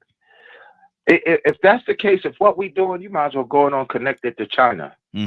Because that's what China did. Yeah, and that's my point. Exactly. That's the same thing. And that's the same thing. I'm good to hush and let you talk, Curtis. But that's the same thing we was talking earlier. Me and Tucson was talking about it being just like communism. I think Toya was on the line. Yeah, Toya was on the line. We was talking about it being just like communism. And so where lies the difference? But go ahead, brother. You got the floor. No, y'all did on point. It is communism. It's taken right out their playbook. Well, let me just add to that. it is a clear representation of what we are taught that communism is. Mm-hmm. Now, what communism is and how communism has been applied is two totally different things. If you don't believe what I'm saying, for the listeners, y'all don't believe what I'm saying, y'all need to go and read the Communist Manifesto. Because the way that these folk, these so-called conquerors, applied communism goes totally against what communism is. Mm-hmm. They took out bits and pieces of what the manifesto said and then connected it to the manifesto. But that's a whole nother story on a whole nother day. Check this out. At the end of the day, I'm going to clear up this misnomer because I've been working at it for the last 20, 30, 40 years. 20, 30 years. The larger percentage, when you look demographically at who is getting food stamps and or welfare, it is the Caucasian American community. We're not even going to spread that wealth. Mm-hmm. I'm sorry, I'm not going to do that, because in doing that, what happens is we stand a chance of perpetuating the lie that when I say the term welfare mom, the first thing a given person will hear me say that, they automatically think I'm talking about a black and or brown person. Mm-hmm. When that is so far from the truth and so far from the reality and the statistics of those who get it and those who are burning the system. That's right. It is so, you understand what I'm saying? Mm-hmm. So now I'm not going to evenly spread that action to everybody, because it's not. The truth of the matter is this country is surviving because of the black and brown folk getting up every day and going to work. Mm-hmm. That is the largest working demographic in the United States of America, with the smallest population, according to statistics, in the United States of America. If you look at it terms of populational size, and work demographic, you'll find that if we had the same populational size as other folk, we would outnumber them in the work environment probably 4 to 5 to 1. Mm-hmm. Okay, that's number one. Number two, when you're talking about getting rid of welfare, you literally talking about hurting their community. Yeah, exactly. And so my thing was, it wasn't my point to get rid of welfare. My point was, I was using that as an example of what people would say, because they would say, well, the welfare system, people go out there and have all their kids who can make more money. Now, if you're saying to give the parent a grant and $25,000, my point was, if we're gonna be we're gonna be riding in the same boat, because you're gonna have people out there saying, well, I'm gonna have 3 or 4 kids. But if I have 4 kids, that's $100,000 right there. That's $100,000 for 4 kids. And that was my point right there. You're trying to see how can we navigate through that little situation. You can't, bro. You listen. You honestly, the only way you can navigate through that is to put a cap. Mm-hmm. Is to put a cap on it. That's the only way you can navigate it. Like, okay, after you had your third baby, any babies that come after that, you should not be paid a wage for. Mm-hmm. See, the truth of the matter is,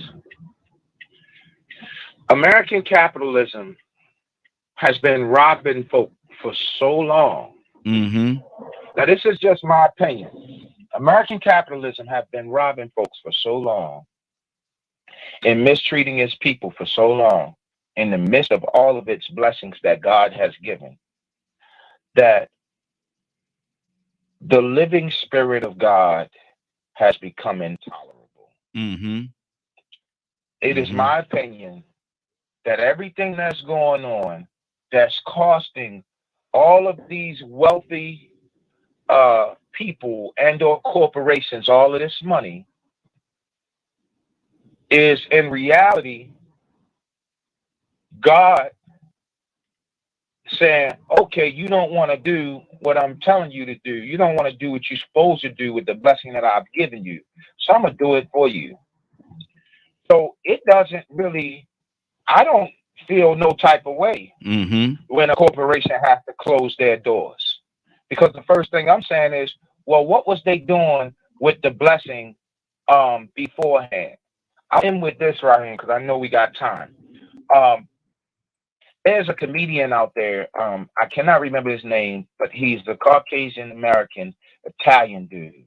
He's based out of New Jersey. He does like a lot of videos. And I'll never forget what this man said when this COVID thing first happened. He did a little video, and he said, for 8 years, you people have gotten kickbacks. You people have reported that you made all of this money, and the Obama administration gave you all of these loopholes and these kickbacks because it was helping rebuild the community after the 2008 debacle. And he said, you mean to tell me that one breakdown causes you to lose all of this money? So where was the money at that you made? Where'd that money go? What'd you spend it on? So, you know, the only way, brother, to answer, to retort or to add to what you said is you're gonna have to put a cap. And that takes us, still don't give you the right to but tell that takes us right. How many kids they can have and how many kids they can't. And that takes us right back to communism. If you're talking about putting a cap on it, that puts us right back to what we were talking about when we started off about this communism. Rico, good morning. How you doing this morning? Nah, I can't complain, man. Grand rising to everybody, man. Yes, sir. Yes, sir. We're talking about should Texas, the state of Texas, have the right to tell women that they cannot abort. And they're saying that 6 weeks, after 6 weeks, Rico, after 6 weeks, it's illegal to have an abortion. You could be locked up, fined. If say you want to give somebody a ride to the abortion clinic, they saying, Rico, that you'll be an accessory to crime, accessory to murder, basically what they're saying. And if anybody see if that happened and Curtis called down there and say, look at here, man, you know, Rico, you better take this girl down there to have an abortion, they're gonna give Curtis $10,000 for turning you in. Man, have Texas crossed the line, brother? Yeah, they don't cross the line, but I mean, we shouldn't be surprised. That's how the United States works. You know, they feel like if they can put a money sign in front of it, you know, put a dollar sign in front of it, or make it profitable for you, then they can convince you that it must be something that you need to do. It must be right. If they're gonna pay me to do this, this must be right for me to do it. Maybe I'm being a law-abiding citizen. Out of all the times I didn't want to abide by the law, and I want to sell all this dope. Now I can get that 10 grand, that 10 band, and I could go and buy me a pack. I could just start a business. So now this must be the right thing to do. Well, what about all the other times it was the right thing to do? So they overstepping the line. I was hearing everybody speaking about communism earlier, and I think I've said this once before. I try not to even use those terms, but I have to, just to be able to respond to people that do use them, but I don't believe in it. I don't believe in democracy. I don't believe in communism, because you can look at each government and find where all of them operate exactly alike.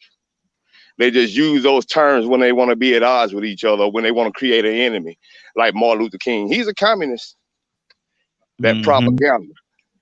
So, you know, they throw these titles out there and they put this belief in our minds that communism is the boogeyman. Me, myself, personally, I think I spoke once before about the people, the black people that moved to Russia to go to school in the 30s, and they didn't want to come back. I think I told everybody about the one time that Russia put a black actor on the movie screen, was the first to put a black actor on the movie screen as a star, and it was a little young black boy. And he wasn't being portrayed as a slave or a minstrel. He was actually being catered to in that movie. He was the black kid that was being protected by society from racism. And the last one of all, racism is illegal in the communist countries.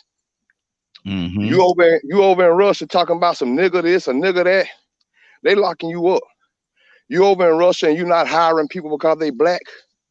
You playing that good old boy system, and you not hiring the most qualified person to be an engineer, and he's a black person. They getting you. You ain't even have to lay a hand on him. You didn't have to feed a child or no alligator. You didn't have to shoot him or put your knee on his neck. All you had to do was commit the act of racism because they know the impact of it. And it's against the law. They're going to lock you up over there. But come to America, they don't even want to talk about critical race theory. So now here it is. They want to tell you about abortion. But you know, this is what's funny about this. They know that it is a positive outcome. You know, I look at this system and I look at these representatives as doctors and these laws as prescriptions. And with these prescriptions, it's going to be a side effect. And when you throw that money out there, the side effect is people going to chase after that money and do what it takes to get it, even if it's an earned income credit with your income taxes. I remember when that first came out, I started hearing people wheel turning. Oh, the more children you have, the more money you get. Oh, wait a minute. That sounds like you entertaining having another baby just for this little extra $2,500 or $1,500. Yep. Then when I went in the military, if you get married, you get an allotment. You get so much more money for having a family and having a child. So guess what? People started getting married to go in the military so they could get some more money. Yep. It must be the right thing to do. They ain't thinking, okay, this is a benefit. This ain't no bonus. It's a benefit. But see, we look at it as a bonus. And they know that we're programmed like that.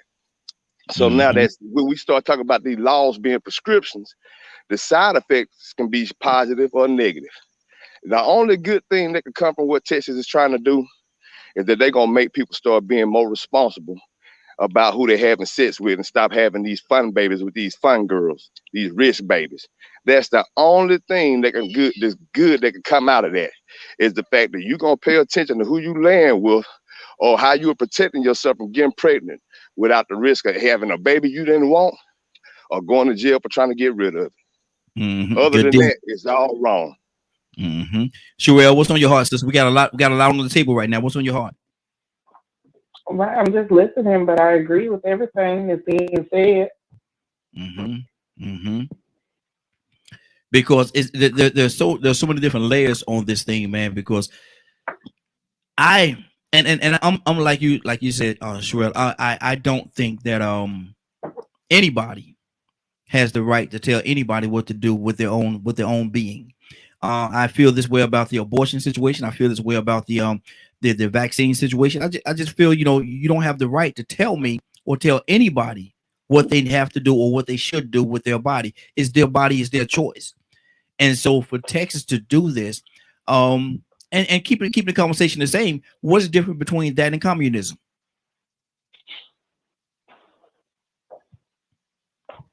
Sherelle?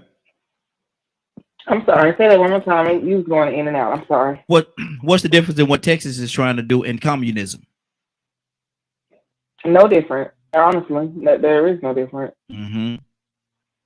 Wow. That's crazy. That's crazy. Toya with a T. I wonder if those Raheem, I wonder if the public actually start tossing that communist word around at those people that want to put that out there. If they started tossing that around, would it work like they use it against everybody else? You know, sometimes we have to reverse the tactics because they'll call somebody a communist just to get them to change their ways. What if the people that came up with this legislation we started referring to them as communists? We take a page out their playbook and let that energy catch on with that word, and maybe that'll start spreading because people need to wake up and realize that's what it is. But we're saying it, but at the same time, we won't consistently call it communism. That's what it is. Yeah, that's exactly what it is. That's exactly what it is. Toya with a T, what's on your heart, sis? Yeah, absolutely. They did programming. So of course they know what's gonna make us tick. Like the computer programmer knows what to do to make a specific kind of program. And they've done this as well. So absolutely, they know what it is. They're not banking on the fact that we are human beings. We don't always, just because for 37 years I got up and took the same route every day, you can't predict that I'm going to take that same route tomorrow, because if I, in my human instinctual ways, decide to do something differently, your programming is shot. So we have to understand the cycle of the programming. And like Rico just said, we got to put a virus in it. And the virus is to kick back on using their own game on them. We know the playbook. For years, we know the playbook. But see, this is the thing. Although we know the playbook, we're still the fans on the outside talking about what the coach should have done. Nobody's getting in coaching. Nobody's getting in playing. And nobody, when they do play, they're not taking a knee because they're allowing racial injustice on the field. They know that they're purposely taking shots at people for a specific reason, and the coach and the referee is not calling a flag on the play. You know, so again, you know, we have to be mindful of who we are and what we're doing. And absolutely, if you're going to break down the system, why reinvent the wheel? Use the same tactics that's already done. That's the good thing I love about Jesus, right? Because he didn't go against the grain. He upheld the law, and when he did, they had to stop. Y'all made this law about women being property. So now she don't want to be your property. She want to willingly go over here and have sex with this man. Now y'all all want to stone her. Y'all want to stone her because she didn't have sex with you, or because of the principle. Come on. You see, that's this game they play. They put us in this way, and I'm using women's property. And then soon as we get to think about, well, you know what? I don't want to be property, and I don't want to sleep with him because I'm his property. I want to be with this person because I love them and they love me. Now here come everybody all the way, but the law says, but your law was flawed and wrong. Your law was okay when you could have sex with me anytime you wanted to, beat on me, this, that, and the third. But now I'm like, no, I don't want that. Who cares? Kill me. I'm going to be with the person I love, and we both going to die. See, now we want to stone and flip on them. And that's what we do here in America. Wow. We flip floppy. Fish out of water. We long as it suits us, Mm-hmm. it's okay. But not my, you know, I watched this lady yesterday about the COVID vaccine. And she said, I shouldn't have to put a mask on. I am tired of protecting and saving your kids' lives. How can you ever, as a human, get tired of saving lives? What if the military just got up and said, you know what, hey, listen, y'all don't do right in America. We're not going to go over there and fight these folks no more. I mean, like, we have to understand as Americans and as humanity, it is our job, it is my job to protect others. And even if other people are too scared to speak, can't speak, don't know how to speak, because I have the power to, I have to stand up and say something. But we are in a distraction. See, they knew they was unraveling. COVID came through, everybody's scared to die. I don't know why we're scared to die, because we all know we're going to die. So COVID came through, we so scared we're going to die, we can't do nothing now. We can't think straight. We can't, what the government said, who is Bill Gates? Common sense. So when you get sick, you're going to go to the computer programmer. You're going to go to Geek Squad when you get sick. But we're listening to Bill Gates because he's Microsoft. And it's the same thing with every other legislature in our state, cities, and towns. They can only do but so much. But just keep in mind, even if you have 178 counties like Georgia and one official in each, there's still more people in the population than there are of people actually in political positions in that arena. So if the people just decided to stand up and not want to see the show, like in what's the Gladiator? Are you not entertained? See, some of us are entertained. Some of us like sitting on the sidelines watching people fight and almost be devoured by lions. And that's what this is. Some people like to see the slaughter of that. And they might not be the king, and we don't have nothing to do, but this is the spectacle sport that we all get to watch. And I'd rather watch than be the person in the actual ring. So we're at a time right now as Americans, we got to figure out who we're going to be. If not, it could potentially, again, lead them. I keep saying it. If we the people do not get up and do something against these things that we know is wrong, forget you being the government, forget you being the police, forget you being the president. What you're doing is wrong. I'm standing up against it. They are going to lead us into peril. Absolutely. Absolutely. Kirk, talk to me, brother. We got a lot going on right now. Hadn't even got to our topic for today, man. We might not get to it. But what's on your heart, Kirk? Talk to me. Man, it ain't, man, Toya just, what do you mean? Toya just, like, really just, she just stepped on it. She just laid it all out there, bro. Like, yo, this thing is a mess. Mm-hmm. No ifs, ands, buts about it. And we, as a people, is allowing, we are allowing for these ignorant men, Mm-hmm. to, you know what, Raheem, I know that this is a Christian show, but I'm going to keep it all the way above. From the GED section, Mm-hmm. let them women of them men stop giving up that poo-poo and watch and see what happens. Watch and see what happens, you know? Mm-hmm. Watch and see what happens, you know? Oh, all that go out the door. Yes, sir. Quickly. You can best believe that. All that will go out the door. See, the problem is, and this is no disrespect to my ladies, the problem is that women have allowed for men to determine just how powerful they are. Mm-hmm. And it's shameful, y'all. I'm gonna keep it all the way above. It is shameful on both sides. Because the power of preservation of the people is through the women.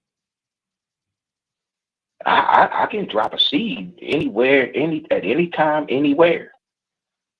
But if there is no place to plant that seed, Mm-hmm. then I will be denied. Yeah. Yeah. My lineage will be denied. Mm-hmm. Okay? So it is shameful that, okay, I'm probably not supposed to do this, but I'm going to do it. I worked in politics. I worked the presidential campaign. What is going on in America is these people, it's a reason why you can go to college and take political science, you know. It's a science to this thing. The reason why these things are being passed, not because that's how people believe. They are playing off of people's emotions. Mm-hmm. Oh, absolutely. You know, if Aaron talks about that. Mm-hmm. So they playing off people's hatred. They playing off people's need to feel like they better than others. They're playing off, you can look in history and see how this game has been played over and over and over and over again. It has not changed. It has not wavered. Listen, this thing is so on point that they put themselves in a position to always be in the forefront of the narrative so that they never have to justify wrongdoing. It's a simple trick. If I can get into your emotion and make you believe that what I'm doing and or saying is right prior to your investigation, you already go into your investigation with a biased eye. You already go into the investigation saying that I'm right. So you'll never find me wrong. Mm-hmm. This whole thing, this is no disrespect to the women. Please, God, do not take what I'm saying as disrespect to you. I have a mother. I am the only child alive out of 9 children. My mother had 9 kids counting me. I'm the only one that lived. So I got to see the anguish of what it looks like on a woman's face when she keep getting pregnant and she cannot bear fruit. Mm-hmm. Or she lost her baby because this man beat the baby out of her. Mm. These women need to stop with this foolishness because you're allowing this ignorant man to make decisions about a body that he does not even have. Mm-hmm. Rico, talk to me, brother. Go ahead. Huh? Go ahead. Finish your thought. There's no way in the world Mm-hmm. that I can honestly tell you what it feels like to have a menstrual cycle. No. There's no way in the world that I can tell you what it feels like to have a baby. Mm-hmm. The only thing I can tell you is that I know what it feels like as a man to see you in pain, and I genuinely care for you, and there's nothing I can do about that. Mm-hmm. Exactly. I can tell you that. Absolutely. Absolutely. Rico, what's on your heart, brother? This might sort of tie into your next topic, educated fools, because that's who's running the country. Mm-hmm. Educated, rich fools, wicked, mad scientists. Mm-hmm. And, you know, Curtis hit it in the head, and I hit it on it earlier. Some of these laws are prescriptions. And what they're doing, they've been playing a psychological game on everybody for the last couple of 100 years over here. It went on before then. Mm-hmm. And in the process of them playing that psychological game, they got us bamboozled and confused. We don't know what to value. We don't know what to call honorable. Mm-hmm. We just pick up whatever they dictate. And they know this is the way the brain works. They know this. So if you go back and start thinking about how hypocritical this country is, it gets a lot deeper. It goes way deeper. Y'all remember, I don't know if y'all heard of Operation Paperclip. You see instances where this country went to war with other countries to fight communism, to fight for democracy. Mm-hmm. And so our military went over there and fought Germany, right? Yes. Germany was over there killing them Jews. But you had some of the most powerful people over here in the United States that admired Hitler. They admired what he was doing.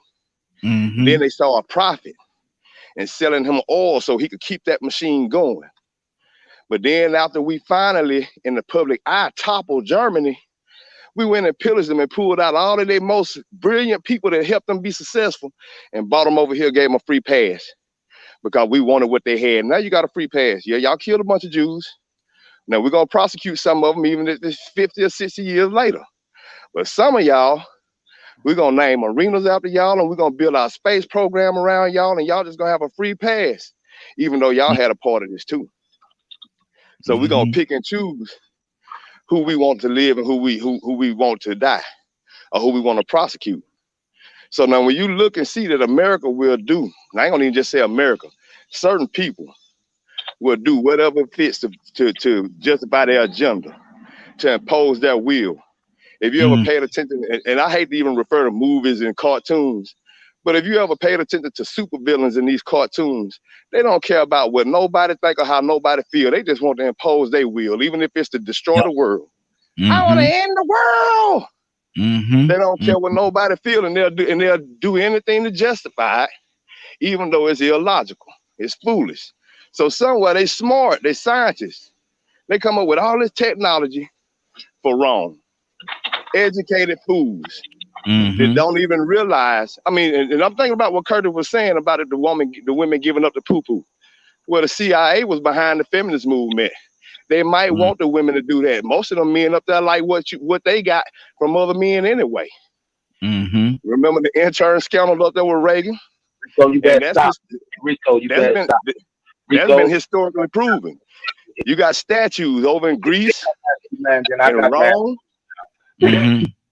All these man-on-man statues and paintings and stuff, you don't see them in certain cultures, but in other cultures, you see it as common to see men playing with each other sexually and looking like they're having fun with it. So to be honest with you, they might be trying to pressure women into just saying, you know what, we done with y'all. We don't even want to have sex with y'all, much less have no babies, because it's too much of a risk in me getting pregnant. And I can't get pregnant with no woman. Yeah, exactly. I'm gonna switch up, and then we're probably gonna go to our topic for today. But I want to talk to y'all about, and I know y'all heard about it, man. Toy, you want to tell you with us? Yes, sir. Okay. I'm gonna read something to you, and I want you to tell me what you think about this. It doesn't make any sense to me. I'll go ahead and preface it by saying that right there. But these 7 men were executed for alleged rape. Now they have been pardoned. Talking about the Martinville 7. The Martinville 7. I know y'all heard about I'm sorry, I can't hear over the typing. Who's typing? Let me see. Hold on. Everybody mute your line. Everybody mute your line for me. Okay. These 7 men were executed while and for an alleged rape. I can't even read this morning. These 7 men were executed for an alleged 1949. rape. For an yeah, they are they have Mhm. now been pardoned. Now, the part that sticks out, these 7 men were executed. That means they're dead. Mhm. They're dead. Dead, gone. You can, and now they're saying for an alleged rape, they have now been pardoned. So is that pardon gonna bring them back? You know, I've never seen that happen like that. Help me understand this thing. They've been executed, now they've been pardoned. You know, they didn't do it. They're innocent, but they've been executed. 3 of them was executed the first time, and then a few days later, they executed the other 4. 3, I think 3 of them was from the same family. So a mother and a father lost 3 of their sons through this right here. But 7 people lost their lives, but they've been pardoned. Who you talking? Raheem, you're gonna make me act up real bad on this phone line. First of all, we know a large majority of black people who were locked up before the 1960s were probably innocent, because that's what they did. They lied. Emmett Till and a whole bunch of other people. But that's their game they play. They want to make it seem like they're doing something. But I'm going to just be straight up honest. I'm not going to be talking about all this political things and all this stuff. They heard what God said, just like we heard what God said. It's a great awakening going on. God done told these people to make it right. I'm a little pissant to the world, but God think I'm just on the same level as everybody else. And when he came and got me straight, he got them straight. And it's not going to work. When he said make it, see, they playing with the Lord right now. That's what they're doing. With this whole COVID giving money and then they're going to exonerate nobody. That's not what God was talking about. And they playing with us. And they playing with the Lord. That's why a huge wind going to come and shake everything up, because they playing games. So you want to make it seem like, oh yeah, look, we exonerate. Yeah, I'm not a racist. Well, exonerate some of these live folk that's up in jail right now. In their name. In the name of the ones that's dead, in the name of Emmett Till, in the name of JFK, in the name of Martin Luther King. It's a heap of folks that done took out and wiped out. Playing with God. They can free people right now, today, that they know didn't do it, that they know judges and lawyers and prosecutioners and coroners lied, like they always have. But listen, let me tell you something. The judge and the jury, the prosecution and the lawyer, they're the only ones that lie. The CDC don't lie. No, the president don't lie. No, Dr. Fauci, he sure don't lie. They don't lie. Come on with the jokes. They playing with God. And see, this great awakening they got going on, the same way God is getting us straight right now. Corona didn't do nothing but come and clean us up. So God's getting ready to deliver us to a place, and he needs us to be ready. He don't need us to be playing no games, being weak-minded, or doing something out of bitterness. He's cleaning all of this up.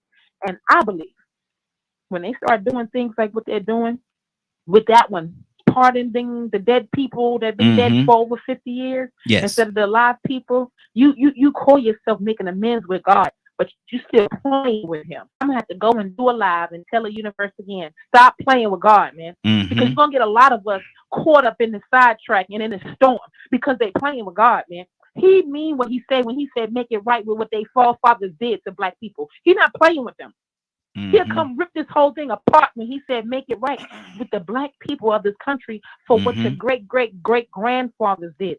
Just like God is coming to some of us black folks and having us assume accountability for some of the terrible things that some of our great-great-grandfathers did in the mix of slavery. A lot of the molestation, a lot of the abuse, a lot of the, they made us have sex with brothers and sisters. Well, you should have died before you had sex with your brother and sister, but since you didn't, he come into the great-grandkids in them and saying, get right. So they can keep playing that game all they want to, acting like they playing, oh, we care, trying to lead a false narrative because they feel like we stupid. Donald Trump said that before. In the 90s, Donald Trump said, I can go down the middle of the street, shoot somebody, kill them. The American people are stupid. They still vote me for president. What would you think? They just joking? Like, no, we really need to be prepared because, again, listening to that, look at what you just said. You pardon dead people. When we know, we got proof that coroners have lied. We got proof that sheriffs were not lacked integrity on certain investigations, and people are in jail, and you did not go back and unturn them things. So they're playing with God. Everybody better be ready, because if they keep it up, I'm saying, if we don't stand up and fight for all justice, a whole bunch of people need to be pardoned. And if you're gonna say that we can't kill our babies in my own body, if that's what I feel the need to do, and I'm just being all the way real, then we need to go ahead and overturn this death penalty too. If not, we all gonna be in trouble. Exactly. Let me do this right here. We got another caller just called in, and I want to address this caller. Annie from Mississippi. Good morning. How you doing this morning? Good morning. Annie, I want to say so. I want you to call in this morning because I want to say happy birthday to you, sis. Thank you very much, Raheem. Thank you so much. I'm sending you 3 of what I gave you last year for your birthday. Okay, so be expecting it in the mail. I can't hear you. What you say? I said I'm sending you 3 of what I sent you last year for your birthday. So be expecting it. Okay. You know what? I appreciate that. Yeah, I'm sending you 3 of them this time. You know, you got that one, so I'm sending you 3. So you have a total of 3 this year. Okay. So now you have a total. All right, Raheem, 3. So all together you have 4. 3 of nothing. Okay. Listen, I was going to switch the topic, but I'm going to stay where I am right now. I'm going to read this thing to you. I don't know if you was listening to the broadcast, but I want to read this to you. These 7 black men were executed for an alleged rape. Now they have been pardoned. These 7 black men were executed for an alleged rape over 70 years ago. Now, about 70 years ago, you know, it happened. Something. I'm going to read their names. Let me get to the. Here we go. Frank Hairston Jr., 18. Booker T. Milner, 19. Francis DeSales Grayson, 37, and a military vet. Howard Lee Hairston, 18. James Luther Hairston, 20. Joe Henry Hampton, 19. And John Claiborne Taylor, 21. So between the ages of 18 and 37, these men was given the put on the electric chair or injection, whatever it was, how they did it at that particular time. But they were killed. They was executed. 3 one time, then 3 or 4 days later they did the other 4. Now they've been pardoned. What do you say about that, man? Their pardon would not bring the innocent young man back. And what's on your heart? You know, I try not to get upset early this morning. I have a major test this morning, but you pardon them now that you have killed them. Yes. And now you're going to say that these people were innocent, and now you're pardoning. Well, what's the whole purpose of pardoning? First of all, I don't understand that. You know, I'm trying not to get upset this morning. I have a test in the broker's class, and it's kind of hard. So I'm going to just sit back and watch for a while right here. I don't want to get mad this morning because you know I get mad real fast. Yes, you will. And Leonard said, "Happy birthday, Miss Annie." Thank you. Happy birthday. Rico, thank you, sweetie. Rico, talk to me, brother. Now they've been pardoned. That's so nice. That's so kind. That's so generous. Oh my goodness. Go ahead. What's on your heart, brother? First of all, let me say happy Earth Day to Miss Annie, man. It's good that you made it to see another. Hope you see many more. That situation, man, it's coming. We shouldn't be surprised. It's sad that it happened, you know, but I mean, what can we do besides take it as another instance of injustice towards black people? First off, this is crazy because I saw a video yesterday where this girl pulled up. You know how they like to say pull up? Well, this girl pulled up on this other girl at a gas station. And the one female, young black sister, was pumping gas. And the other girl came up. She pulled up and came out of nowhere, man, and went to work on her. Pop, pop, pop, pop, pop, pop, pop, pop. She hit her about 6 or 7 times. Then she looked and she said, "Oh, my God, I'm so sorry. I thought you was somebody else." Wow. Can you imagine innocently sitting there pumping gas and somebody you don't even know just come up and start serving you 8-piece chicken dinner upside the back of your head and you don't know what's going on? Man, what's going on? You see, but she could get some justice. But now those people that prosecuted those guys, they can't get no justice. But let me throw one at you. That was a wrongful conviction from in 49, right? In 1944, Edward Steiny Jr. of Alcula, South Carolina, your neck of the woods, executed at 14 years of age for murdering 2 young white girls, ages 11 and 7. And then after 40-something, 50-something years, That trial was wrong. He didn't do it. It's too late. That little 14-year-old boy done had his brain shocked out his head. Yep. He can't even have children.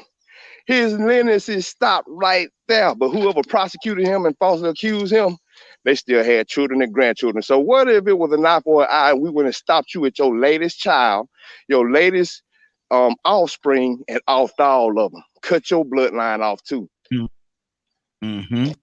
Because that's the only justice you could get. You can't even, I don't care how many apologies you give. 4 years ago, 2017, Liddell Lee executed, proclaimed his innocence the whole time he was locked up. 4 years later, he didn't do it. We found somebody else's DNA on the weapon. So now, why aren't these cases enough for them to get rid of the death penalty? When we already know flawed human beings will prosecute you just to get that strike up under their belt, to get that notch on their belt. I like to be the victim of prison based on a system of people trying to achieve success, trying to grow, trying to be, I'm trying to think of the right word they were trying to do. They were building their resume. And a part of them building their resume was working with public defenders that couldn't get hired by attorneys' offices and that wanted to probably go to work for the state prosecuting people later on. So now here it is, the people that's going to be prosecuting you later, they're defending you right now. But for them to get in a good spot, they might need to look out for that district attorney that's in place right now and let him get his prosecutions up, because that's how you move up the ranks of politics. I got a 100% conviction rate. I believe in capital punishment.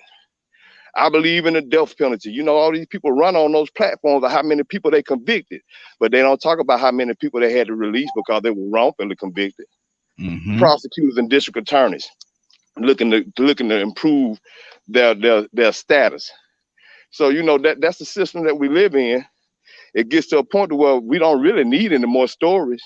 We need some action. We need to learn how to fight it, because evidently it's been going on back in the 40s. That's 44 and 49. Then that's 2017. 2017, man. Listen, from 44 to 2017, that's 73 years.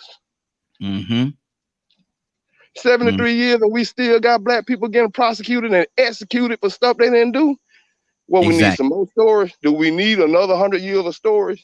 I don't need to hear nothing about another Martinsville. I'm not surprised. I'm disappointed, but I'm not surprised. I'm more surprised that we still have capital punishment in play. I'm gonna read a couple of things that Leonard said here. First thing he said was, this is why we need to go back to an eye for an eye and a tooth for a tooth. And that's pretty much what you were just saying, Rico, as well. And he also said Kendrick Johnson, and for people that don't know, Kendrick Johnson is a young man that was found dead in the gym, rolled up in a wrestling mat. Kendrick Johnson's murder was still here, still out here enjoying life. The sheriff, school officials, and all those involved in the murder and cover up are still free. Sherelle, what's on your heart, sis? Oh man, I was listening while I was in this meeting with my job with my coworkers just now, and it's sad. But this is the times we live in. Going back to the story of the 7 black men, you know, that's very unfortunate. And the only thing we can really take it as he said, is another case of injustice. And that's very sad. You pardon them, they're executed. Like how you can't even pay. There's no amount of money that you can pay a family, you know, for injustice. You know what I'm saying? I mean, that's 7 black men. That's 7, not 1. That's 7. You know, and he brought up the story of Steiny. Yeah, that was very sad. And we had Emmett Till, same thing with Emmett Till. You know, and she was on her deathbed and said she lied. You know what I'm saying? Oh no, she's still alive. She's still alive. She's still alive. Oh, she's still alive? Yeah, she's still alive? Yeah. Oh, okay. I thought she died. Sorry, I said correctly. But yeah, she was on her deathbed and they didn't do. I think she's not even locked up. Deathbed or not, you need to go to jail too. You know, but I don't think they locked her up for that. You know what I'm saying? They didn't. No amount of, you can't apologize for that. You know, you knew you lied back then. You know, You can't apologize. In the times we live in now, God forbid she's in a nursing home, and you know you have black people taking care of you. You know, I can imagine how that is. You know, Wow. but it's sad. This is the times we live in. It's very sad. This is just the times of the time, and nothing changes unless something changes. You know, we have to like get in there and change it, because if not, we're going to go another 42 years like this. We're doing it now. Yep. You know what I'm saying? It's a lot of injustice going on now. Only things that's getting rectified and probably solved is the ones that's showing in the media. Outside of the media, you still have things going on that's not being publicized, that's not being handled correctly. You know what I'm saying? That's not, you know, and we still have the same stuff going on back to back, but people are only going to do what we allow them to do. Exactly. You know, so it's unfortunate, and it hurts. I hate to hear stories like that. You know, 7 men. And see, you know, imagine if they could, you know, 7. And this was so long ago, before my time. You know, I was born in '88. I'm young. You know, so it's before me, and I hate to hear stuff like that. It's sad. You know, there's no justice. Even though you said my uncles or my dad or whoever is pardoned, it's still, you know, he's not here. They're not here. Their pardon is not going to bring them back. That pardon is not going to bring them back. They're dead. They're absolutely dead. And so that's the unfortunate part. But my thing is, and as much aligned with what Rico and Leonard said, man, when are we going to do something about it, though? You know, because if we don't stop it, it's not going to stop. It's like somebody coming to your door, and I make this reference all the time. Somebody coming to your door, knock on your door, you go to the door, hey, good morning, and they slap you, pow. How many days are you going to allow them to keep coming to your door? You open up the door and they slap you and walk off. How many days are you going to allow that to happen? It has to come a point in the time where we do something to stop it. Because if it don't stop, evidently it's not. If we don't stop it, it's not going to stop. Let me go to Kurt. Kurt, what's on your heart, brother? Friday, I see you. Kurt, what's on my heart considering what? What's on my heart considering what? The 7.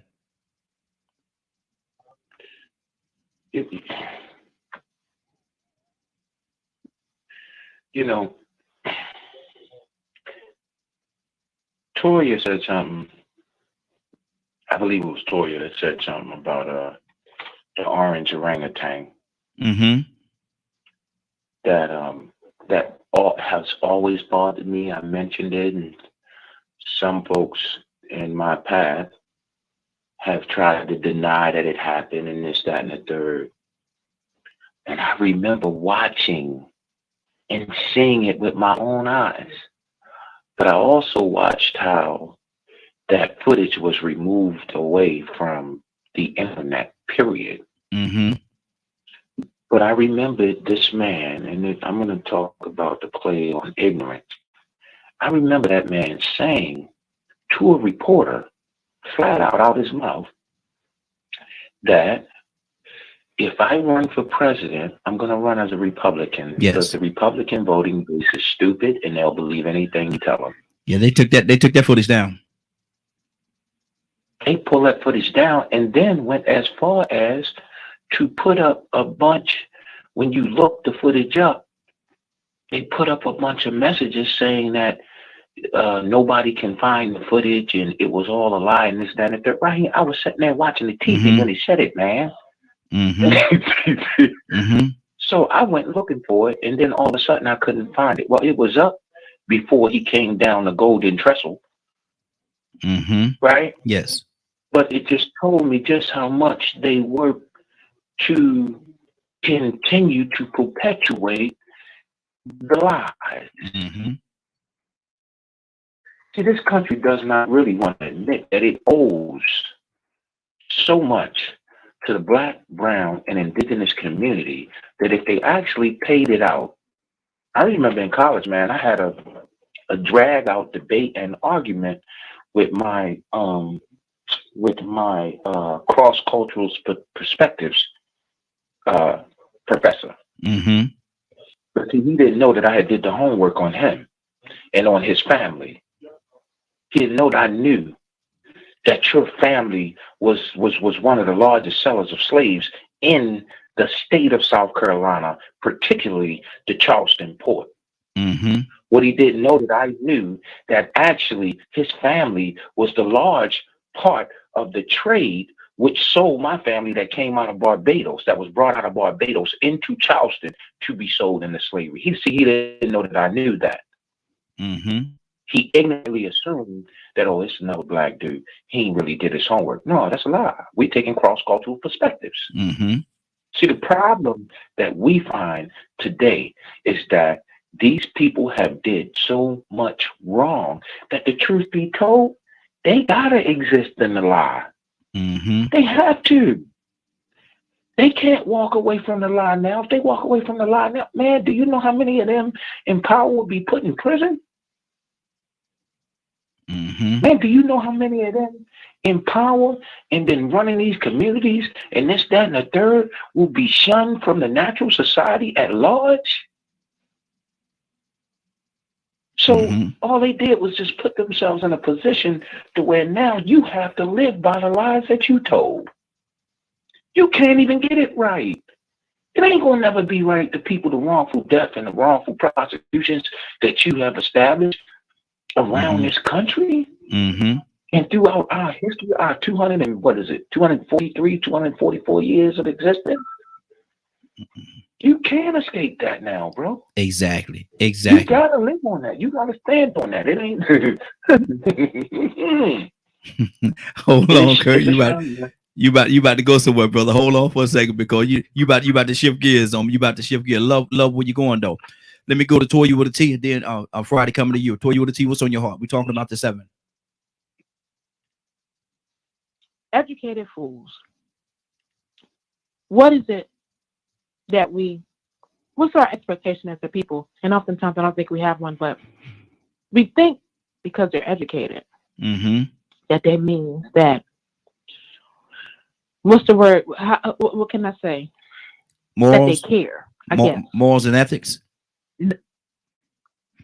Right. Mm-hmm. Right. Exactly. Because they're educated, they have integrity. But the fact of the matter is, we have a lot of mad scientists. Mm-hmm. We got a lot of people who are creating Frankensteins. Yes. And when it gets out of control, we all suffer the consequences of it. It doesn't matter what you do in your basement alone by yourself. Mm-hmm. See, this is not even about, again, the distraction is the people against the government. We got to reel this back in and understand the spirits and principalities. This is good against evil. Because if they were doing it for good, or at least if we still thought that they were doing it for good, we would be able to continue to walk around. But just like all other civilizations, it had to happen. It came a point into the tenure of the leadership that the people said no more, and governments were overthrown and overturned. Civilization's history tells us, we know what this is right here. This is the unraveling we see now. It takes approximately about 250 years for you to keep beating people in the head with lies before they be like, wait a minute, hold up, wait, no, Mm-hmm. It's a spirit. Yeah. Now, don't let it get to 400, because we know what God gonna do. So let's get it at 250. And see, that's what this is right now. The people. Because we know as innate human beings, we don't need them. We just sorry. We lazy. Lazy. We don't want to bear the responsibility of all. We don't want to bear the responsibility of the consequences.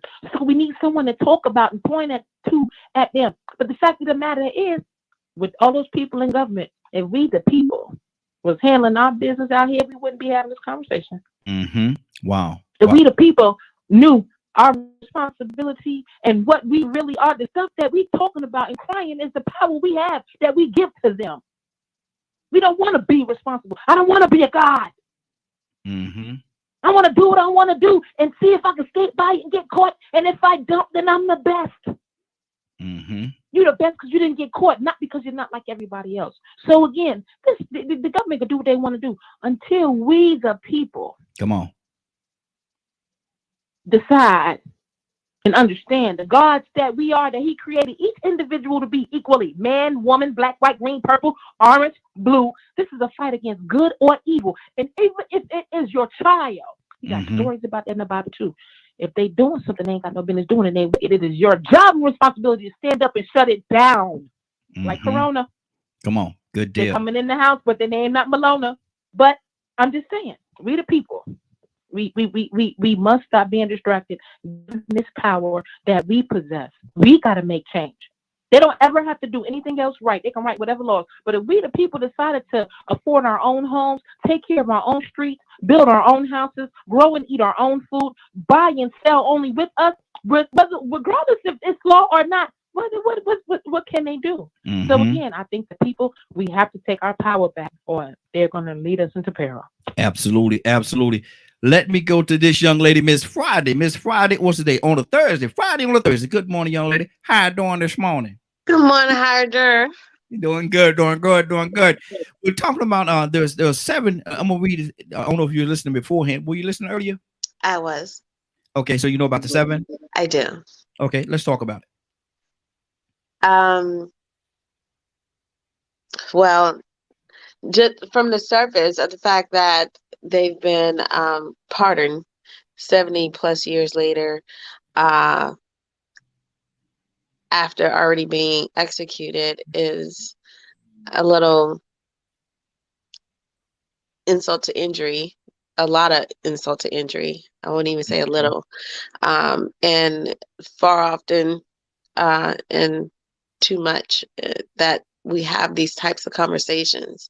You know, we're fortunate for the story of the exonerated 5 that they got to, you know, walk and tell their story, but the damage is already done, you know, even with them. And then, you know, the families that lost, you know, the generations that was lost with them, that with those 7, is just something that will never be able to be replaced, filled, or anything. But too many of us, far too often, find ourselves on either as the victim of the ones being wrongly executed, incarcerated, or the ones suffering because of it. And we see that it's still happening now. I mean,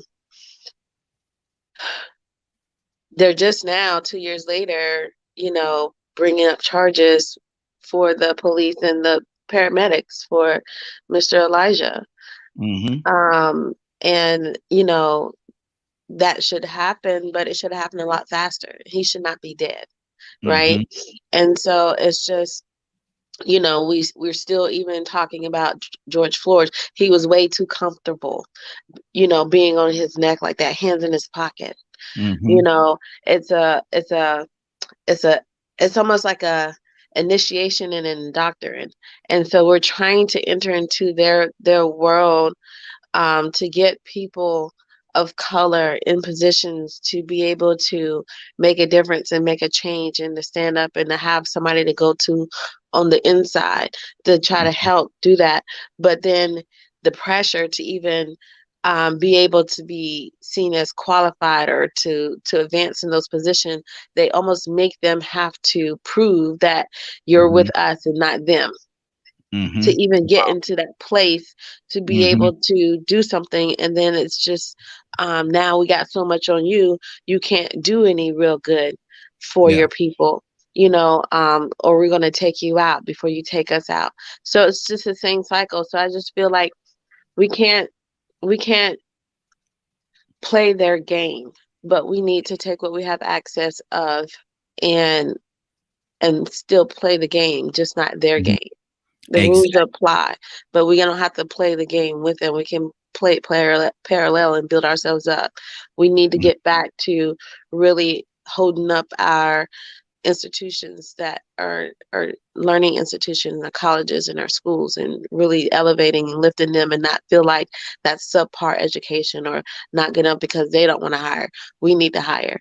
We have enough people in businesses that can do that and say, you know, yeah, just the same way they've done Harvard and Yale, you know, it was there for a long time, and we always flock to that to be the level, but we have institutions that are just as good or better that we need to honor up. But to the point of the 7, it's sad, it's disgusting, and they need to, if anything, this and other cases prove that they not only need to reform the justice system, but they need to go ahead and start releasing people that they have wrongly incarcerated that's still alive. At least they have some years to live if they go ahead and do it, because it's been proven that you've been wrong, you are wrong, and you have people in jail right now that have no business being in there. And let's get that right. Absolutely. Donald Toussaint, what's on your heart, brother? If you do, you're probably gonna have to incarcerate some of them because you find out they did it. Absolutely. You know about the 7 we're talking about, right? Don? You know about the 7? Did you? Okay, we talk. No, I don't read the news. Let me read it. Get me in trouble. Let me mad. Let me read this to you real quickly. And this happened years ago, 40, 50, 60 years ago. These 7 black men were executed for an alleged rape. Now they have been pardoned. Now the key to that means is they have been executed. They have been executed. They're dead. But now they pardoned them because they found out that they're innocent. Toussaint, they didn't do it. 7 black men. How do you bring them back? You know, they're innocent. They've been pardoned. How do you bring them back? What role do you take to bring them back? I mean, it's so sad, man. You know, sometimes you have to laugh so you're not crying over it, man. Because you got 7 people, 7 young black men that lost their life. They're dead, man. And now they're saying, you know, oh, we found that we're gonna pardon them. Man, they dead, bro. Toussaint, talk to me. Man, I don't know what to say about that. It happens over me. It happens over and over and over again, and it's been happening. And I'll say it again: if you find out who do the crime, it's probably the judge's son or daughter or whatever. But you know,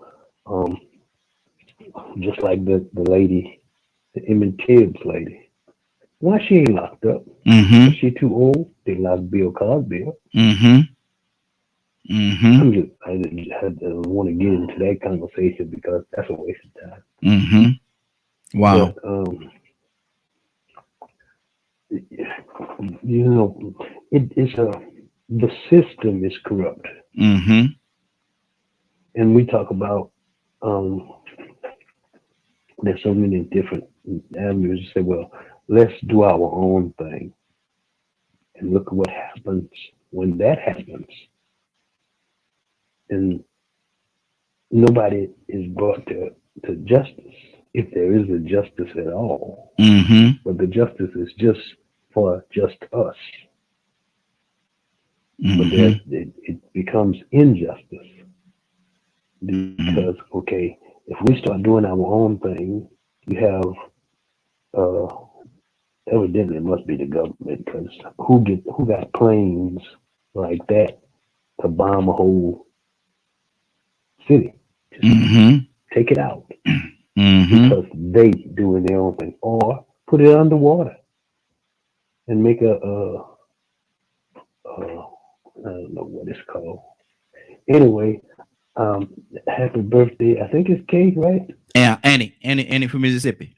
Annie. No, that's Annie from Mississippi. I'm so sorry, Annie. Happy birthday. But I'd rather talk about her birthday than we'll talk about what you're talking about, because well, we got to talk about it, brother. I try to give up cussing. But it's frustrating. Exactly. Yeah. It's frustrating. He's all trying to give up cussing because it keep happening. It's still happening. It's gonna happen again. But what's amazing, see, the lawmakers. Exactly. But what's amazing, Rico, it happened and it continues to happen, but it continues to happen in our community. Oh, we just lost Rico. Okay. Kirk, talk to me, brother. My apologies, man. I'm at work, so I had a couple people call in reference to possible placements and stuff like that. So I had to step away. Mm-hmm. I when I chimed back in, I heard about the immediate release of these people, right? Mm-hmm.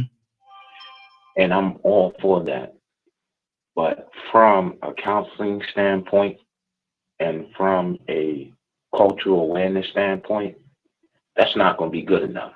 Mm-hmm. That's not going to be good enough.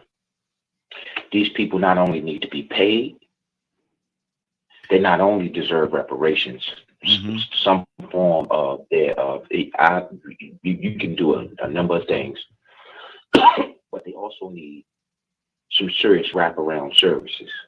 Mm-hmm. Because the truth be told, you don't know what the prison system has created. Yeah. Yeah. You understand? Mm-hmm. A mug might have went in one way,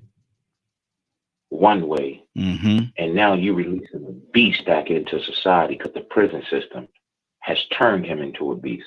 Mm-hmm. So there need to be some wraparound services established prior to this guy even being released out of prison. Some gainful employment established if he's old enough, if he can still work and he still wishes to work. There need to be an open door policy so that once he leaves prison, he's walking straight in a job. He's not going through all that foolishness, that cattle call. I call it a cattle call. He's not going through all that foolishness. Possibly even give him or offer him at least a federal government job, because the federal government or the government itself is the ones that put him in prison wrongfully. Mm. And lastly, it goes into what Donald said. I'm sorry, Raheem, I don't care how much power you got, but that judge that wrongfully convicted that man, that judge that wrongfully allowed for that prosecutor to not turn in certain evidence or not present certain evidence to the defense, should be sent to jail for the same amount of time that he gave this man. See, it's my thought that the way that you correct, you right or wrong, you truly right or wrong, is, you know what? Put the shoe on the other foot. That lady with Emmett Till, she should be locked up, period. She should be in prison, serving time right now for lying. Exactly. The girl that accused, remember the boy, I think he played for the Atlanta Falcons now, he's a cornerback. Yeah. Sent that man to jail for 7 years on a lie. And y'all knew it was a lie. There was documentation that they did not give to the defense attorney so that the defense attorney could be properly prepared for the case. That's not how the law works. The law works that when you have a case, whatever evidence is being presented or whatever evidence is on the table, it's supposed to be evenly distributed from the prosecution side to the defense side, from the defense side to the prosecution side. Nobody is supposed to be hitting the blind. Good deal. Is this what I'm saying? This person's supposed to have a right to defend it. So, you know what I mean? Like, I'm just gonna keep it real, man. Like, at the end of the day, what baby girl said is right. Them people need to be released immediately. But what need to go with that is wraparound services, reparations, and whoever wrongfully prosecuted them should be brought into court and made to stand before the courts for breaking the law. Good deal. Let me give the phone number 508-924-3521, 508-924-3521. Give us a call. Rico, what's on your heart, brother? Talk to me. I hit that wrong button a second ago. Oh, okay. I realized a long time ago when they started admitting these atrocities, this injustice done through the judicial system. The only thing they could do is they may give you a little bit of money, but they would acknowledge it. And the reason why they do that, because it's symbolic. And historically, that's all it normally took, was for somebody to say, I'm sorry, I'm wrong. And you see the black person be like, well, God gonna forgive you, I leave. And that's all it takes. So now they still feel like it's the same thing that could happen. And the reason why they do that, had it not been for those few people that even made an issue about the Martinsville 7, we wouldn't have known about it. Yep. So what they did that to appease them, because they can't compensate nobody. Mm-hmm. They can't compensate one person. I'm gonna throw this name out there, Glenn Ford. Glenn Ford from Louisiana did almost 30 years for a crime that the prosecutor later said that he most certainly didn't do, and they knew it from the very beginning. Mm-hmm. But they had to go ahead and successfully prosecute that case. That man was released, and then he died of lung cancer 16 months later at 65 years old. He got released at 65. That means he went to jail when he went to prison when he was like 35, 36.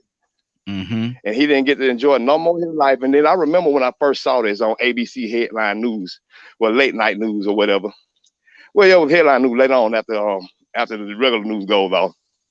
They interviewed him, sitting up there barely could breathe, lung cancer destroying him. Mm-hmm. With the prosecutor sitting right next to him. They didn't get his man a penny. They didn't give him a penny. And he's still sitting up there next to this prosecutor accepting his apology before he died. When they interviewed him, he probably didn't have but a few months to live. I think he lived maybe a couple of weeks after that. He was in bad shape when they did the interview. And the prosecutor just sitting up there crying. I hope the good Lord forgives me for my injustice that I committed against you. I'm just so sorry. Holding his hand. This man sitting up there dying of cancer. And he looking for sympathy. I'm sorry. Yeah, but you done had your whole life. I didn't go too many days not thinking about it, but why didn't you speak up? Mm-hmm. So, you know, it's to a point now where, like I said, we have to realize, man, that we live in a country where people would do anything and then find any reason to justify the means. Exactly. They say right is right and is wrong, and they say right is right and wrong is wrong. But then they come right back and say, even when I lose, I win. Mm-hmm. So we live in such disorder right now that we don't know which way is up. We don't know which way is up, and it's really, you know, living in this thing we call American dream is really an illusion. Mm-hmm. And when we wake up from this illusion, we're gonna need some therapy when we realize just how out of order we've been living. But that's what it really is. It's really an illusion, and that's what you could call the American way. Absolutely, absolutely. Toy, you want to talk to me, sis? No, everybody is spot on, man. Everybody is spot on. But see, these are the conversations that Americans need to have. These are the conversations that I need to hear from my people in office before I can figure out a way. I'm going to law school in a second because I'm coming for them. I'm over it. I've been distracted enough, and I'm just tired of listening. And this is what I'm going to law school for, because I want to do more. I know I'm old. I don't even care. But I'm gunning for them. And before I can stop gunning for them, these are the conversations I need to hear coming out their mouth before I can take them seriously. Before I can believe that they seriously repented of their ways and they're trying to turn differently. This sign of humanity. I'm a human and not a politician. As a lawyer, certain cases I'm not going to take. You're not going to get me to do nothing wrong. You know how many jobs I've left because you want me to do something? I'm not going to do that and not quit. My parents be like, oh, no, why you quit? You're supposed to be keeping a job until you get another job. I said, listen, I'm the kind of person that I write myself up. I'm an adult. I know what the right thing is to do, and I know what the wrong thing is to do. And when I get up and I go to work, I do that. But when I become to get around people who I know, now I'm not looking for perfection, because there are some things I do wrong. But when you have a line and you got to cross that, I'm not doing that. You can take the job, you can take whatever. It's not about money. It's got to be a limit. Where as a human, we got to be like, okay, now I'm going overboard. And this is that point for America. So, you know, these conversations, Raheem, listen, love you for it. Great platform, because we need it. But these are the conversations that Americans need to be listening for when we get ready to go to the polls from this point to move this country forward. Amen. Praise God. Appreciate you, sis. Friday, what's on your heart, sis? To continue that even further, that's why we got to go to the polls. And they know it, and that's why they're coming for that right now. But even with that, it's not enough of us even trying to procure and secure what we've already attained and being able to vote. And we see that they're coming for it. So we do have to, as tell you what the T was saying earlier before. We the people, we us is in them, right? We gotta take it seriously enough. And I know there's a lot of fear. There's a lot of inherited fear. But we can't let fear stop what needs to happen and what's the right thing to do. And right now, they come in at different angles. A lot of what they've already been doing, and now trying to undo what has been done, that has given us at least what they want to consider leverage, but it's just really been a halfway equal footing. And I say equal gingerly, you know. So, you know, land ownership and the being able to vote, those are those two essential things that have been in place to create that created America, that gave you opportunity and voice. And so when I said earlier, we got to play the game, but not their game, we have to understand that we got to get land, and not just land to say we have land and be wilding out, but get land, build communities, you know, hire our, you know, hold ourselves accountable.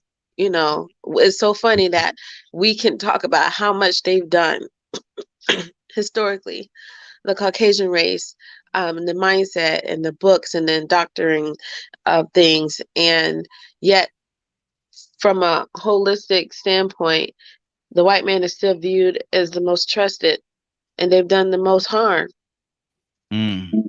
Wow. That's a lie. That's one of the lies of America. That's one of the lies of the world right there. Tucson, are you calm enough to talk, brother?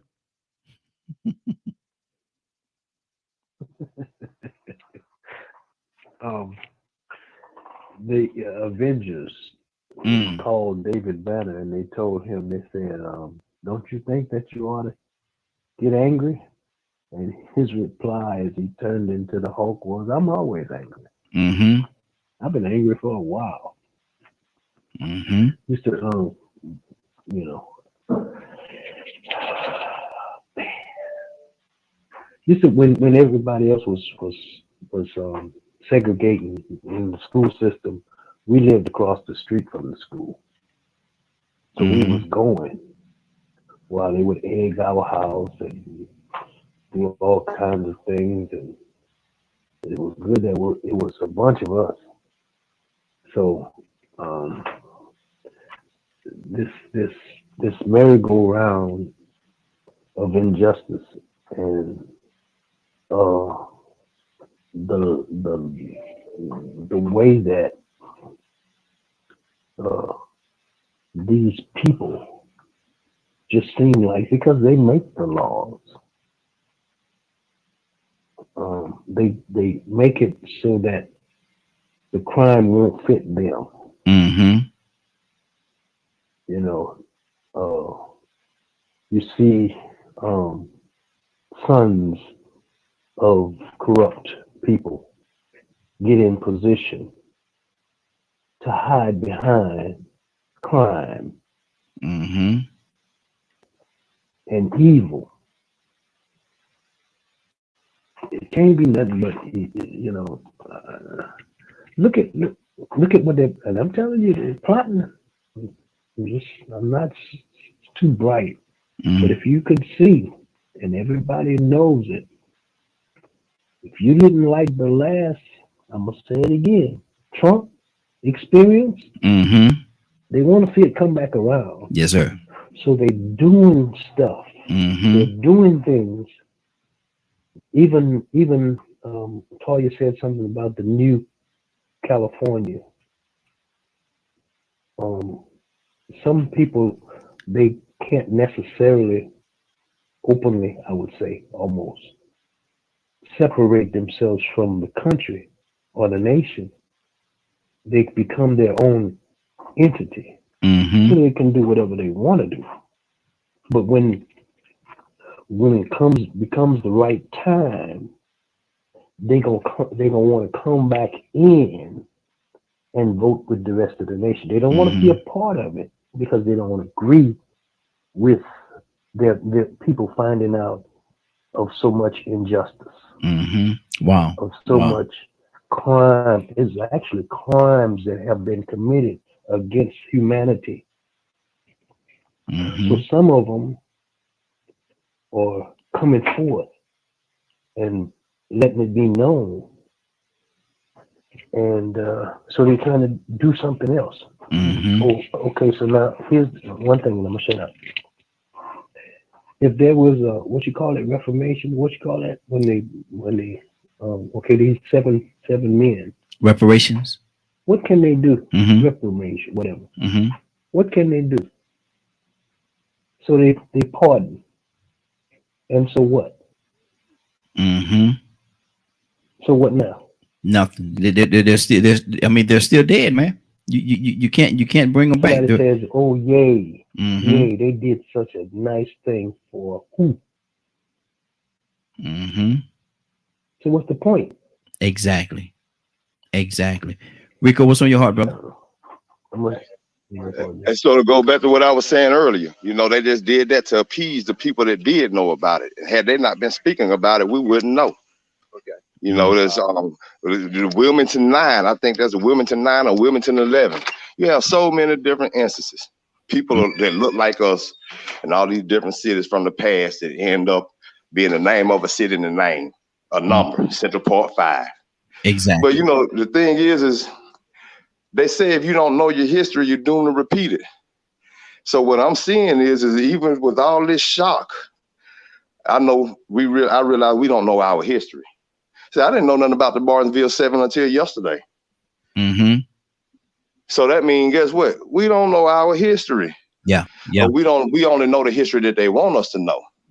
So sooner or later, we got to take the initiative to start valuing what we need to know, what's important. We need to find out our own value system. We so caught up in their value system to the point where it sounds good to just go ahead and say, well, you know what? It's forgiven. That was in the past. But in all honesty, a lot of the past we don't know about. So it's getting to a point now where we have to start educating ourselves. You know, we say we know our history. We need to dig a little bit deeper. It's harder. It's very hard to go and learn about these injustices that were swept under the rug. And then all of a sudden they symbolically apologize, pardon them. Okay, now it'll go down in history as they wasn't guilty. Now what's going to happen is they ain't going to even be known in history. So another 50 years from now, won't nobody even know nothing about this travesty. It's going to be erased. Absolutely. All of it will be erased. Well, they're doing that now, saying taking critical race theory out of school and all these other titles when they get it. So if they take it out of school, which they were already not halfway teaching in the first place. Wow. Curtis, we got a half a minute, brother. What's on your heart?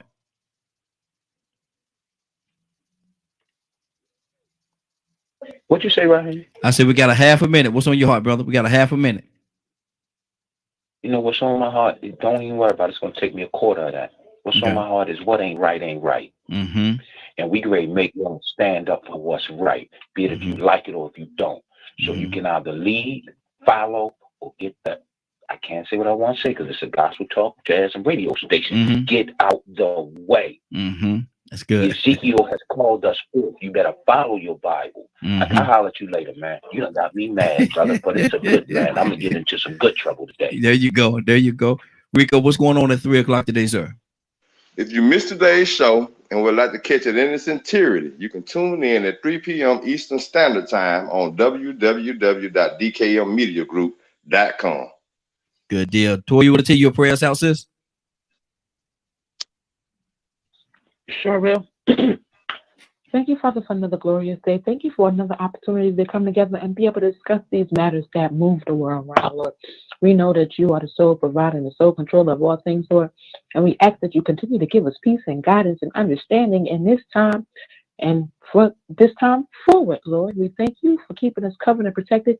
And most importantly, we thank you for being a generation that's going to erase the curse. We come to you in honor, mercy, and praise. In Jesus' name, amen. Amen. I'm about to actually shut down the phone line because it's gonna make that noise. Don't want to have to make the noise when I'm going out of here, but it's been a great broadcast. Let me get myself organized here. I'm trying to do it. Am I trying to do it? Yes, I am.